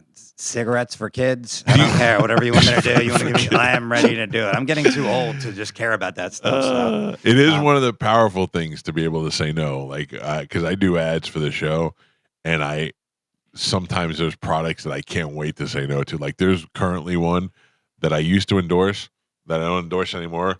And I hope to God one day they come back to me for something so I could just go, no, absolutely not. I can't let things go either. So I have lingering anger. I'm a gambling addict, so it's the best of the addictions. Welcome to the team. You are too. I don't. He's a winner, though. He's a gambling addict, but he's a winner. People always say that. People say this is what people tell me when I tell them I'm a gambling addict is you're not good at gambling, and I'm like, that is not. No, that's is not an how it works. alcoholic not good at drinking? I mean, kinda. You know who's the best at taking heroin? Heroin addicts. They're the best. So I know how to gamble well. I just gamble to forever. I just don't stop. I just See, keep going. that's a big difference. We always talk about that. I like to win. My wife likes to gamble. So if I go in and I sit down with $1,000 and I get up $3,000, I walk away in 10 minutes. You know what I mean? Yeah, my wife wants to continue to play and stuff. Also, I'm not selling body parts or doing anything like that. I'm never spending more than I can. If you were married to my wife and I was married to your wife, You guys- we'd be poor, Right. and you guys would be rich. Right. Yeah. Yeah, that's that. I mean, that's the. I don't have a drinking problem, or I mean, I've abused alcohol in my life, but I don't have a drink. Like I know when to stop. You know. Right. Anyways, what I was gonna say is, I would, even as a gambling addict, I would be the face of DraftKings if you need me to. Like, hey guys, you can do. I mean, don't do what I do, but you could. You know, here's How $500. bad did it get gambling wise before you were like, I can't do this anymore? I mean, my life was threatened. Really? I lost a lot of money. I lost pretty much everything I had. Then I stopped gambling, and then I was like, you know what? I should go back and see if I'm good at it. Like you said, and, then lost it all again. Then came back. So were you doing it online, or was this through bookies? This is like the online stuff's like a new animal that I think is insane. You know, It's wild. Yeah, It's a wild west. I'm old. I'm an old school guy. So I had a bookie that I had the bookie guy where you call up and this is how bad it was. Just so you know, I would call up my bookie, and because I would be losing so much money, sometimes my bookie would try to convince me not to bet. Oh yeah. He'd be like, "Hey, you know, you You're lost a lot of money in the this hole." week." Yeah. And I was like, "Give me the line," you know. I would call him sometimes, and he would forget there were games. Like like on MLK Day, they have early basketball games like at noon, and I would just wake him up. He'd be like, why are you calling me up? There's basketball games at noon. Let's wake up. Also, I need You're not a very good bookie. Little League World Series. Get me some odds on that while we're at it. It's a psycho. Yeah, that's the thing now with the online and with the apps and stuff and everything. You can bet on ping pong and all kind of crazy stuff. It's wild. Tennis. Yeah. Don't get me wrong. I'd made it into the modern era of gambling. So, right. And it's always tennis where like I wake up in the morning. I had won money last night, and I want to be in the action. That's the whole thing. Is you want to be in the action, right? And so then there's like a tennis match in Bulgaria that I have no clue. Sure. Who these people are, but I'm just like, I mean, that guy's name looks good. He's there. So I'm just putting money on a tennis match. And then you can't even watch it. You're just on some weird website that's probably downloading a virus on your and you're just refreshing. You know, like, oh, it's a great Do you know match. I did that with the Kentucky Derby? He before Hard Rock had its app here for us to bet on, there was another one, Twin Spires, where they just do horse races. So Galvin turned me on to it, and I put money in it for the Kentucky Derby, and then I won on the Kentucky Derby. So I had a couple $100 in there, and I forgot about it. And then I went back to it, and I went, oh, yeah, I have money in here. And I'm like, well, let me just look around. Let me see. And I did the same thing. I was betting. They have horse racing in Saudi Arabia at 3 o'clock in the morning, and you could just bet on. I have no idea who they are or what's going on, and you can watch it right there on the phone. And next thing you know, I got up to $1,000, and I was like, all right, I'm done. Pull my money out. Yeah. Twin Spires. I don't even. Twin Spires. I didn't have heard just of that one, horse racing. Yeah. Wow. Okay. Yeah. I wasn't a big horse. I think I've gambled on almost everything. I have gambled on horse racing, but it wasn't like a thing. I would go to the track if I needed to bet on something, and I literally didn't know anything. I would just walk up in line and be like, hey, what did the last guy bet? And they're like, what do you mean? I'm like, just give me what the last guy got. All right, here's some money. Just throw that down in the garbage can. Well, you were really betting. Oh, yeah. Yeah. It's not great. And I do shows in Vegas all the time. So right. That I don't understand. Like we always hear stories that they pay you in chips and stuff, so because they want you to spend in the casino. But maybe back in the day. Now they give it. Thankfully, they send the money like direct deposit a week later. Yeah. Post date the check. You know, whatever. Just that may have been whatever they said. You want chips or cocaine? Yeah. No. Thank goodness they don't do that because that'd be bad. Because even when you get to the airport, there's slot machines. Oh yeah. In Vegas. Yeah. Like who's? I mean, I get it, but I don't get it. I mean, it's like I've seen a person walk off a plane and just start playing slots before. Yes. I'm like, oh, I've seen that. All right, guy. Like, I'm bad, but that's like. But it's also the last ditch effort. The people that lose, and then they're like, one last chance before we get back on the plane and have to go back to Iowa, and they try and win. Yeah. Because I think was it like Ocean's 13, where they where mess they with set that it guy up, the whole time, and then Brad Pitt lives the coin there. They've rigged the machine, right? Then he wins, and I think that increased the amount of gambling. And they're like, look, it happened if, this whole team of con men rig a machine. Yeah. Forrest Shaw, before comedy, a marine biologist. Yeah. How do you make the transition? Did you always want to do comedy, or did you find yourself to be the funny marine biologist? I've always was obsessed with stand-up comedy. Right. And I had my mom had a friend, married couple that lived up the coast. And I grew up in Miami, and so they lived in Melbourne. And so he owned a video store, and I would just sit there.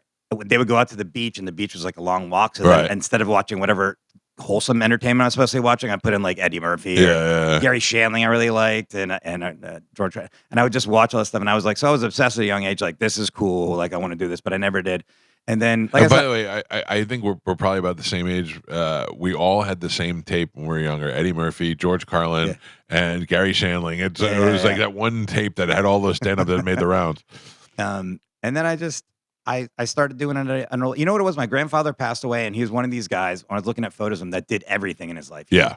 They did fun stuff. They would go like skiing, but then he'd wear like a gorilla costume and go like just like living life. And so I didn't want to like regret anything, like say, I should have done this, that, or whatever. So I did an open mic at an older age. While you're already working as a marine biologist? Yeah. And then I started, at the beginning, you don't know what you're doing. Right. But then I figured out I'm not married, I don't have kids, so I could take the hit, Yeah. Because you don't come into stand-up comedy wealthy. You're just like, all right, I'm going to earn. But you had to be making good money as a marine biologist. Good. I was doing like 6 figures because I'd worked so long that I got into like a managerial position of this. What were you working?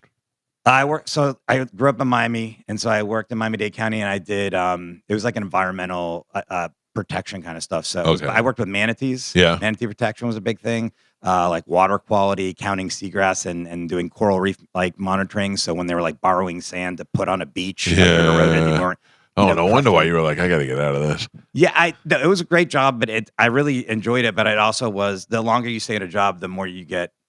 I wasn't on the boats anymore. I was just there, like, crunching numbers on a spreadsheet for like grant proposals, and I was like, this isn't fun. This is not what I. Yeah. I would imagine most people wanted to work at SeaWorld when they first signed up for that package. Yeah, you know what it is? Everybody that I meet is like, oh, I wanted to be a marine biologist. And I was like, oh, and then you found out you had to take chemistry. Yeah. I think people think you're just going to pet animals. I would say 50% of the strippers I met wanted to be a marine biologist. Yeah. That's because I love animals. It's like, yeah, okay, well, sure. But that's funny. But how do you? How long until you like start taking off, making it where you feel like you're confidently doing well as a comedian? It was about 7. I quit my day job, as they say, Right. about 7 years into it, where I was like, okay, I can make a living. It's not gonna be a great living, like I said, but I can feed myself. Is the idea that if you quit, you can concentrate just on comedy and make it better, or you're like, I got to start somewhere? Honestly, my idea was I don't have to wake up at 5 a.m. anymore. Yeah. And that was just like, oh, I can be my own boss. In my head, I was like, I'm going to be my own boss now. I'm going to wake up, I'm going to write, and then I'm going to book. And then I was just like, slept in. Like, oh, I can start drinking early. Okay, cool. Or gambling, whatever. Yeah, gambling. But no, it was, I just found my resignation letter.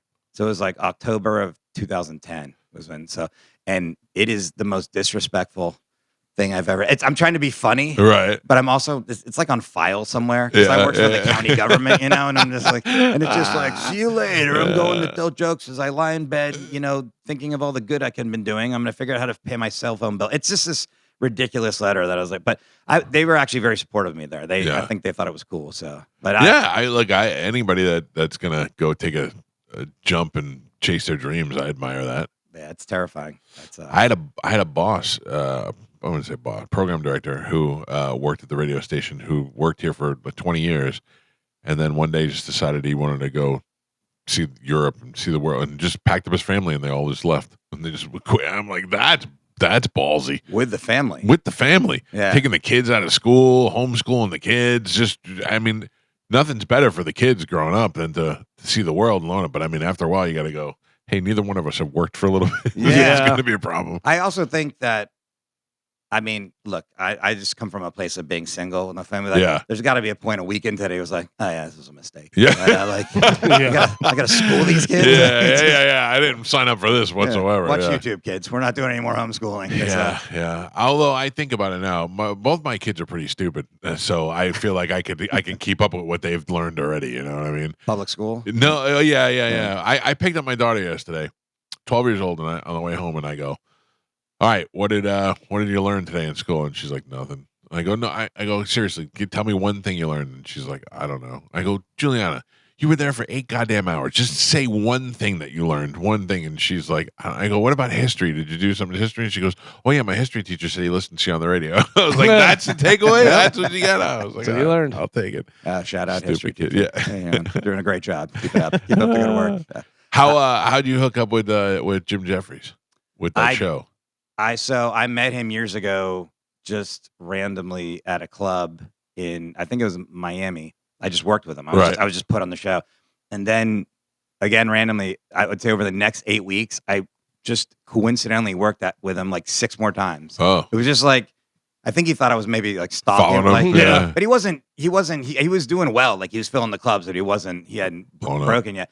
And then I think it's just like, to me, now that, once I started headlining, and whoever I travel with, I just want it to be like a good hang. Right. It's not annoying and stuff. So I think that was kind of it. He was like, well, I like this guy, whatever. And he started to kind of break and get big. And he was just like, all right, I'm going to use you when I'm on the East Coast. And when I went to LA, he'd let me stay with him. And so, yeah, we just became friends that way. And then I tour around with him. And then when he got the show, I had never written anything before. So I kind of came in entry level, like in the digital department, was just writing jokes and copies. But what's funny? Like, I'm sure you guys get only nice comments on the show, right?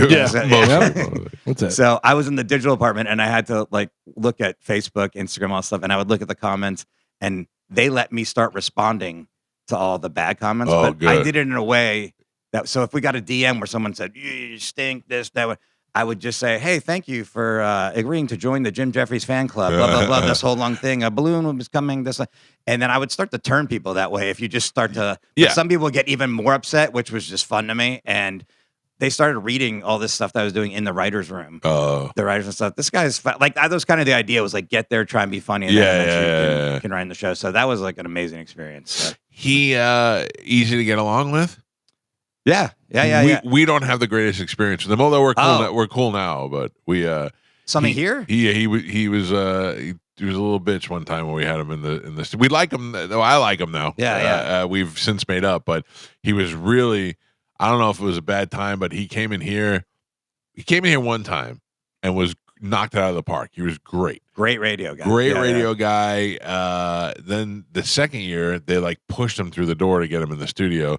And again, they were telling him, remember last time you were here, it was great. And he was like, I don't remember. And then he came in the studio and he was like, oh, and he sat down. And you could tell he had blown up a little bit and didn't want to do it. Sometimes we get people that come in like that and then we ease them into it and they're like, all right, I'm having a good time. No big deal. We turned it around, But he just maintained and carried on. And then him and Galvin got into it a little bit. And then he just turned into he just was like a real dick. I just looked over. You were looking at the ceiling. I could tell you were doing some reflection. He said that his show had to be on for 2 seasons. 2 seasons in the United States to get residuals and do it there, or syndication. And he had made a joke about making fun of Americans and stuff. And I go, maybe should have been nicer to Americans then. Oh, okay. Joke. I feel like you're not over it though. I'm looking at. Oh no, I think he's a dick. Yeah. And he was like, "You're a bigot," and this and that. I was like, "Jesus Christ!" Oh wow, and this was on air. Oh yeah, it was a whole long good thing. radio though. Well, of course. Then once they start fighting, I'm just fueling the fire, trying to make it worse. Yeah. But the worst part about it was we didn't kick him out of the studio or anything like that. He sat here the whole time, gave him every opportunity to say whatever he wants. Then he leaves and goes to the club. And then calls Galvin a C word at the club. Oh, yeah. And not to my face. Not to his face. And I tweeted at him. I said, look, do it again. I live 6 miles from the club. I'll come right down there. And he didn't.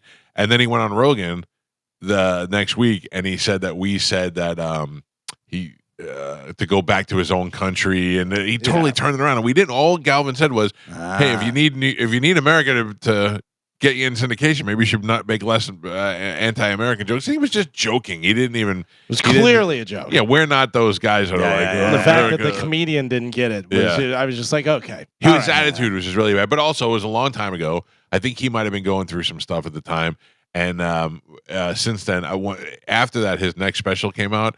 And I watched it, and I laughed my ass off, and I tweeted, as much as this pains me, I have to say that Jim Jefferies' new special is hilarious, and he hit me up on DM, and we're cool. Also, and I think he's a funny guy, and I was the one who said, I go, bring him in. I go, he's really funny. This guy's really funny and stuff. And it was one of the best. It was just one of those things. I was just like, all right, whatever. Well, I'm a hold a grudge kind of guy, but I could tell. I can almost tell between the first time and this time, people are going to come in there. They're having a bad day. You know what I mean? There's plenty of times I've walked in here starting off in a bad mood, and it's not reflective of who I really am. So I don't really. I mean, this would if I was still gambling, this would be a terrible show right now. Yeah, cool. Yeah, you want me to do a joke? Great. Anyways, the Yankees lost. When do you stop? When do you like what was the thing that made you stop gambling? That you finally. Or did you have to go? Did somebody have to have an intervention? I mean, by the way, I have stopped and started a couple times. I got you. Yeah. But the first time was I didn't have any money, and so I went into GA's, a 12-step program. I literally thought they were going to write checks to me. I don't know why I thought that. What do you mean? I thought you would go into I'd never been to a 12-step meeting, so I thought I was going to go to Gamblers Anonymous, and they'd be like, "Hey, how much do you owe? All right, good thing you showed up." You thought they were going to bail you out of the debt? Yeah, I don't know why. My brain was like, I literally after the meeting was like, "Who writes the checks?" Idiot. And then. There was another time where I started getting threatened. Like I owed money to people that were unsavory. So I can say this because I think he's still in Las Vegas, but my dad was one of those people who would threaten you. He worked for a bookie and would be the collections guy. That's a hard job. And, he was pretty good at it. And my dad, I'm convinced after reading Artie Lang's book, was one of the guys that Artie writes about having. I kept trying to get them together to see if they recognize each other. It's a fine line you got to walk. I'm saying this from experience, and the other side is because you can't, even if you want to like threaten violence or something, you still have to go be able to earn money. You know? Right, right. You also don't want to like push them so far that they run away. It's like this. I think there's an art to that. Like, I mean, you know. The ultimate goal is to not kill you. It's because to kill you, now you still owe them 10 grand. Yeah, Right. It's to get the money and get it back.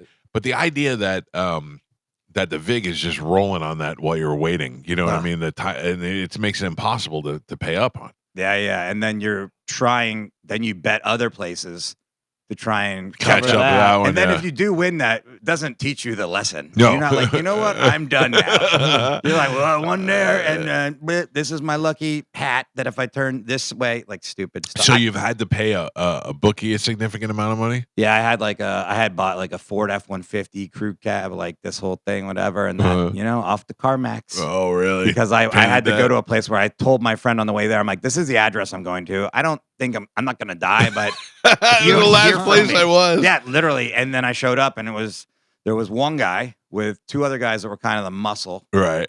And they were. This is how scary it was. The two guys that were the muscle, one of them may have been armed, you know, and they were playing video games, not looking at me. Right. But they were there, kind of like the twins in Breaking Bad, like that level where you're just like, yeah, these guys are bad. They're always looking at you. And this guy came up this close to my, like an inch away from my face, and he's a spitter too. Maybe he's intentionally a spitter. And he just is yelling at me and braiding me, and you can't do anything. You'd be like, yeah. Yelling at you about you being late? Yeah, the money I owed, how long I've owed it, what are you going to do, blah, blah, blah. And then I talked my way out of it. But then I got back out, and I went and sold so he was effective. You know? Yeah. I'm just like CarMax, like, yeah, whatever, this thing. And then I took I was in Miami. I took the Metro Rail to work for about a year and a half. It was right when iPods came out. Thank you, Apple, because like when iPod was like, okay, this isn't as bad not having a car. It's like I have all my songs here, so then I'm walking in the Miami heat. Did you watch the movie The Gambler with Mark Wahlberg? I've watched every gambling movie. I would imagine. What's the most closest to real life? There's one called Mississippi Grind. Yeah, with Ryan Reynolds. Yeah. That I'll tell you. You know which one's the most is Uncut Gems. Yeah. Oh, yeah. 1000%. Oh, yeah. To the point when I watched it, I thought either Adam Sandler has a gambling problem or he studied somebody with a gambling problem. Yeah. Because that scene at the end, I don't know if you've seen it. I mean, you guys have all seen it. We all do. There's a scene at the end where those guys get trapped in the like the little thing at the jewelry store. Yeah. And he's putting that parlay bet in. Yeah. Which are impossible to. I know that online people are like, this guy hit a $5 parlay to make $1 million. It's like, yeah, you put that on there. Right. You didn't put the million other tickets. So he's hitting this impossible parlay. And I think people watching that aren't gambling addicts would be like, why wouldn't he just pay those guys? And that behavior, I was like 100%. I would do what he's doing. Where you're sitting there, you're watching it, and you're saying, "Hey!" He's like talking to the guys that again are that are going to hurt him. Yeah. And then he wins it, and he's like, "All right." He has that and it's just that movie. 100%. That movie created such anxiety for me. Carmen hated it. Like I feel a like lot of people. Yeah, you either love that or you hate that and stuff. But yeah, there is anxiety for sure. I didn't hate it. I just didn't get it. It just seemed very blah. It to me, it made me. It made me. I hate The Weeknd because of that movie. I do. Really. I like The Weeknd now, but it took me a while to not like him because he played himself and he was a scumbag. Right. Like I feel like that's who he really is. So because I wrote on Jim's show, I'm in the Writers Guild, and they give you like the movies ahead of time, like before they come screeners. Out. And I happened to be for Christmas. I went to Bali, and I was waiting for my girlfriend at the time to meet me there, and we were gonna. And so I was just in Bali in this paradise. And it had my own pool in this hotel. And I was like, you know what? I'm going to watch this movie, Uncut Gems. And I was just in my swimming pool in paradise. And like, it almost made me, I was like shaking watching it. And I was like, why am I doing this to myself? That one, another one, Rounders. Is very good. Again, behavior that he's doing. Like even at the end when he's like got the money. Yeah. And then KGB's like, oh, I guess you could. I guess you got your money back. And then he's like, all right, I'm back in. And he's telling himself what you would tell yourself as a gambler to kind of justify it, like, so it's. By the way, because the Gambler, that's the same thing. Is he gets the money and then he winds up betting it at the end of doing. But in the Gambler, okay, there's a scene. This is how many times I've seen all these games. I'm pretty sure the Gambler is the one where he hits on a 17 in blackjack.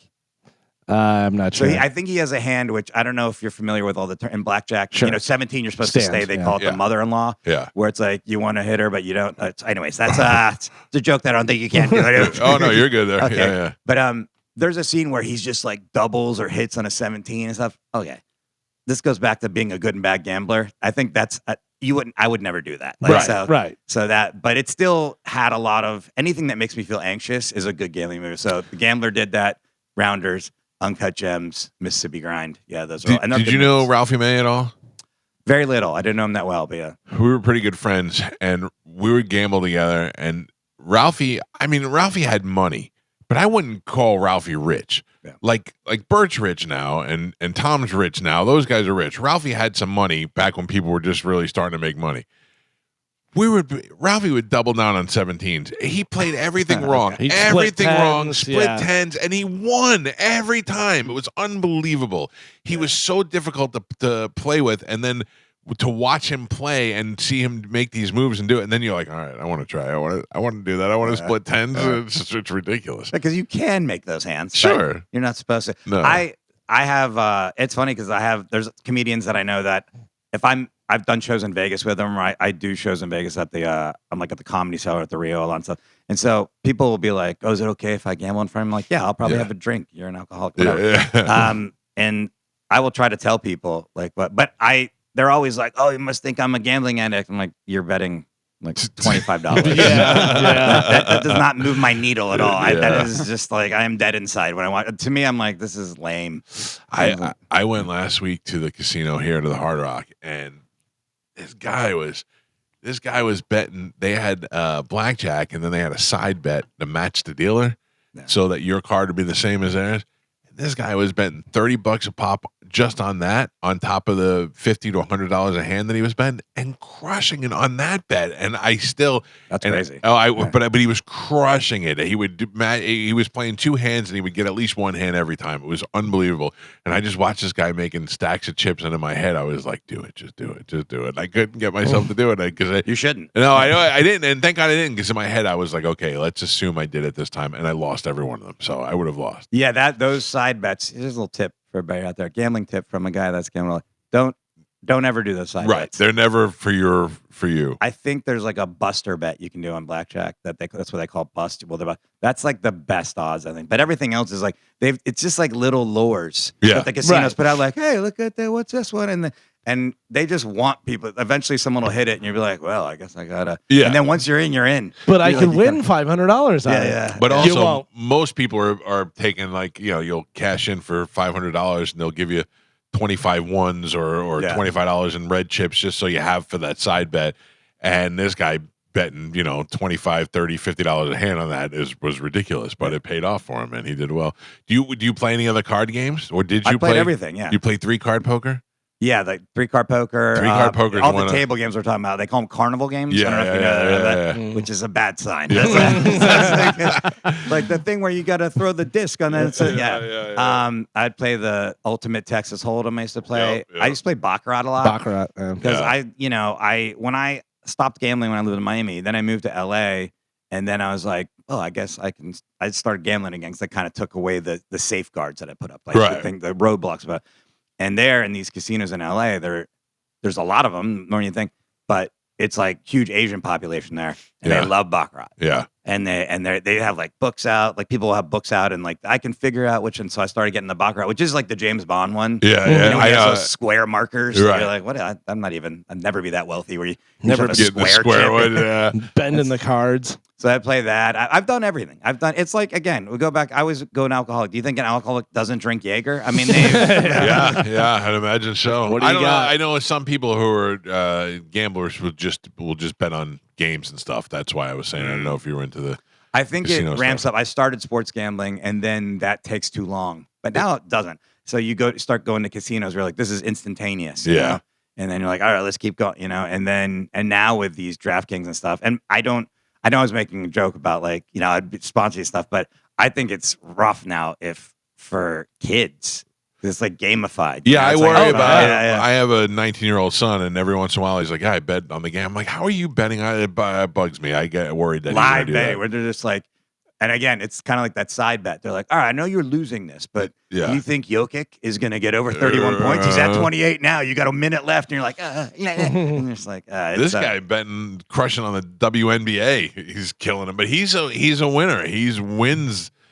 Unless you're, if you wouldn't have told me that you can stop, I would, and you said you bet on the WNBA, I would say you have a problem. Well, there's two things. Is I have my actual financial records that I turned in, and I was up this year. Wow. From gambling and stuff. But also, I'm very much like if my wife would want to go to the casino every day. Yeah. She would want to every day. She does, and I don't. So I know that, and I'm never like, oh, I can't pay the electric bill or anything like that. I know. I go, we're not doing that. This is for fun. And I always tell people whenever they're gambling, I go, take money you can afford to lose. I go have some fun. I said, but if you're trying to pay your next car payment, don't do it. Yeah, good for you, man. Also, I actually put out bets for people. I do stats and stuff. I do stats and I tell them to straight bet it. I said, this is not a parlay. Everybody always parlays it. I go, what are you doing? I go, you're putting 4. Yeah. I go, they're all plus money. I go, just bet them straight. You'll be fine. But nobody listens. You're like Ace from Casino. Because I watched that movie and I'm always like, man, he seems like he knows what he is. This is, by the way, this is why I, with all the damage it's done in my life, I don't hate gambling. Yeah. Because I think it's fun. The same way I can go drink and some people can't, you know what I'm saying? Right. Ruin their life. Like, I appreciate that. Like, I am jealous of that. When you say this, I'm like, this doesn't compute to me. But I think that's great. I don't win all the time, but I am up. That's the thing. So, I'm such a dick because I'm like, hey, I bet you Forrest want to go to the casino this weekend. Like, I'm like, you should go just check out the Hard Rock. Like, I've been to the Hard Rock. Don't worry. I keep trying to get Bobby Kelly to drink with me. He's been sober for 30 years. Like, I don't know. He'd just be a lot of fun. Yeah, next time he's in town, I know him to. Yeah. You can go gamble with him. I'll drink. That's fine. That's fine. That's so funny. Forrest Shaw is going to be at Side Splitters in Tampa this weekend. Do you have anybody with you that you know, or are you just local guys? I just local guys. Yeah. BT always gets great people there. So. Yeah. The last time I was telling these guys, the last time I did the podcast with you and Dave, the Merman podcast. Yeah. We were talking about you guys were talking about a guy who spilled boiling water on his feet, and I was like, wait a second, the guy who just bought my car spilled boiling water, and it turned out to be the same guy. That's right. Yeah. Holy cow. By the way, you were so funny on the. It was so great. Oh, and it was nice a great of you time. to come down there. It was and do great. That, I know you do this, and then. I think you were lured in by the barbecue more than our podcast. Can I be honest with you? Yeah. And it's just so great is that every once in a while you would come up on the schedule, and I never met you before, so I didn't know you. And I'm always like, I don't know, because sometimes people come in here that don't know us and they don't want to be here, and it's just miserable. So unless somebody says to me, hey, you'll like this guy or you have this guy on, I don't know. So I went down there, and then I got to meet you, and I love Dave. Yeah. And I was like, how have we not had this guy on before? And it's since before you were on last time. And it's Dave that I like. He just one of those people that I like hanging out with. He's just a good dude, and he also can cook really well. Yeah, he's great. We started comedy together, Dave Williamson and I. So, and then he and we honestly started that podcast because we live on other sides of each other in LA, and it was just kind of. I mean, conveniently for him, we recorded the podcast literally a half mile from his house, and I was about 13 miles from me, which in LA terms is 100 miles. Right. So, but we had a great time doing that podcast, and I've just remembered the boiling water and the feet guy. So, the guy who bought my Hummer sent me pictures that he was looking at possibly selling the Hummer because he spilled boiling water on his feet. Yeah. And then Dave is telling the story about a friend of his that spilled boiling water. And I'm like, this can't possibly have happened to two different people in the same realm. Yeah. And it turned out it was the same guy. Dave knew him. Yeah, that was a great time. I remember we asked the question, something about alien. If an alien was in your garbage, would you kill him or something like that? And you asked if they were cute, which I thought was such a funny answer. The cuter the thing. I think you said I saw a raccoon one time and had an apple. It was cute, and I was like, that is a good point. I think we don't kill the cute things. Right. So, it looked like a bat. I'd swat at it. Yeah. So if an alien comes down and it's it's adorable, looks like a little Pomeranian or something. Then all right, then we can coexist for sure. Take over our planet. Comes out looking like alligator people. We got issues, man. There's no way that's happening. The lizard aliens, we get killed right hey, away. Do you know anything about this comet that's on its way here? No. The AI Atlas. Have you heard about this? I know anything about it. It's great. I'd love to introduce this to people. So there is a Harvard professor who we have had on the show, a legit Harvard professor named Avi Loeb. And through the telescopes and all, and then they find this comet that is 17 miles long. It's traveling at 130 miles per hour, and it has gone from one solar system to another. It's entered our solar system from another one. It's only the third time on record that that's happened that we have record of. And it is on a direct course to come near Earth. And when it's closest to Earth, it'll be hidden directly behind the sun. And it's done some course correction in the way that, like, so they see something travel and they can predict where it's going to go, but it's done some course correction and changed a little bit to go around things. So this guy from Harvard is saying there's a possibility this thing could be manned, and it could be a 17-mile long ship coming here from another galaxy, and that it's no coincidence that when it's closest to Earth, it's going to be hidden behind the sun where we can't see it. So if it was going to attack Earth, it would attack us from behind the sun where we don't know where it's coming from. Made a whole lot of sense, but the reason why I bring it up, I didn't know if you knew about it. Did you see the new story now? No. They expected to be here earlier than it was before. New calculations show that it's coming even sooner than we thought. We got to get Avi back on. October 29th was supposed to be the day that it was closest to Earth. This year? Yeah, this year. And now they're saying that it'll probably be here even maybe 2 weeks before that. Crazy. So, yeah, but when it gets here early, it won't have the gate. Won't be open. So it'll be stuck in the gate. Yeah, you can get in here. It won't get in Earth. First of all, I know who the Avi is. Oh, really? There was a podcast I used to do where we had him on talking about aliens. Yeah. Yeah. And he I've never been a big alien guy, but he didn't make it like we've aliens that visit us, but he was just like, they have to exist out somewhere in the universe. Right. So are you guys worried? Like, you think they're coming to attack? No, I'm not worried about it. I'm excited about it. He thinks it'll be cool. I think it's going to be great. I think too. I'm older than you guys. I'm ready to go. Yeah, so, yeah. I just, that's the thing. I don't want to die, and I certainly don't want my kids to die. But if we're all going to die together, that's fine. Yeah. Like if they do, I thought it was going to hit, is what you were saying. No, it's far enough away where it poses no danger to Earth. Yeah. But they're calling it a comet, but it really does not have the traits of a comet. It has no tail behind it. It changes, it course corrects, it does other things. Oh no. Yeah. So the best is I asked this guy. I said, "You're a Harvard professor, and you bring this up to the Harvard professors. They laugh at you." And he said, "No, that's what scientists do. They're supposed to say, hey, but what if?" Yeah. He's like, "I'm not telling you this is aliens, but I'm saying it could be." Yeah, it is a possibility. That's what happened in Independence Day. Yeah, that's I think exactly what it looked like, a little comet, right, or something, and then it like we woke up at one morning and they were all out there. They were all just hovering out there on Independence Day, and then the clock started ticking. You know what I love in Independence Day is I don't know if you so Will Smith he's in the military and his wife is a stripper. Yeah. And then he wakes up. There's a spaceship over LA. Right. And then she still goes into work. Yeah. She's going to run her shift. And then she's like, business is slow. It's like, yeah, you think? It's like, I remember she complained. She's like, yeah, it's slow today. This is where people might be preoccupied. I was like, take the day off. Let's just like reassess what's going on. But if we wake up and they're there one day, how long? And if they're not doing anything, they're just hovering up there. How long do we wait before we just get used to them being there and go, oh, whatever? They're there. Yeah. They're still there. They're not doing anything. They're not opening the door. They're just hanging out right now. I'll tell you what you do is you put a virus in there. Oh, yeah. I heard that. I heard that. Go up there. But you know what? Not if they're cute. Exactly. If they're cute, that's how long we wait. We got to see what they look like. Yeah, if they come out and it looks like a little. It's all baby animals. Yeah, like baby little furry things. Baby bear. Yeah, we're like, it's big and skeletal and wet and slimy. Kill it. Oh no. Mini pig, save it. Yes. Yeah. Anything wet, I think you're on. Yeah, wet. Wet's cute and wet. Wet's a problem. Yeah, things that are wet. It's weird. That's bad. Go see Forrest Shaw. He's going to be at Side Splitters 960-1197 or sidesplitterscomedy.com. Make reservations, pick your seats, go see him. Thank you for getting up early and coming in, my man. Thanks for having me. Yeah, we got to take a quick break and we'll come back and wrap things up. It's the Mike Calta Show. It's 102.5 The Bone. Thank you to Forrest Shaw for coming in. He was great. Good having him on the show. I still am looking for something fun to do this weekend.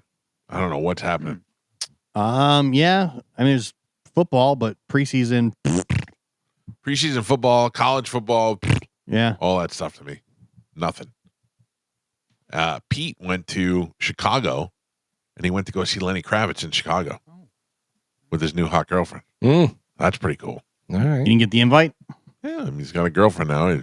No. I got to all of a sudden become third fiddle. Yep. Second base. Back to Bobby then. How can this show be over? We just got back on the air.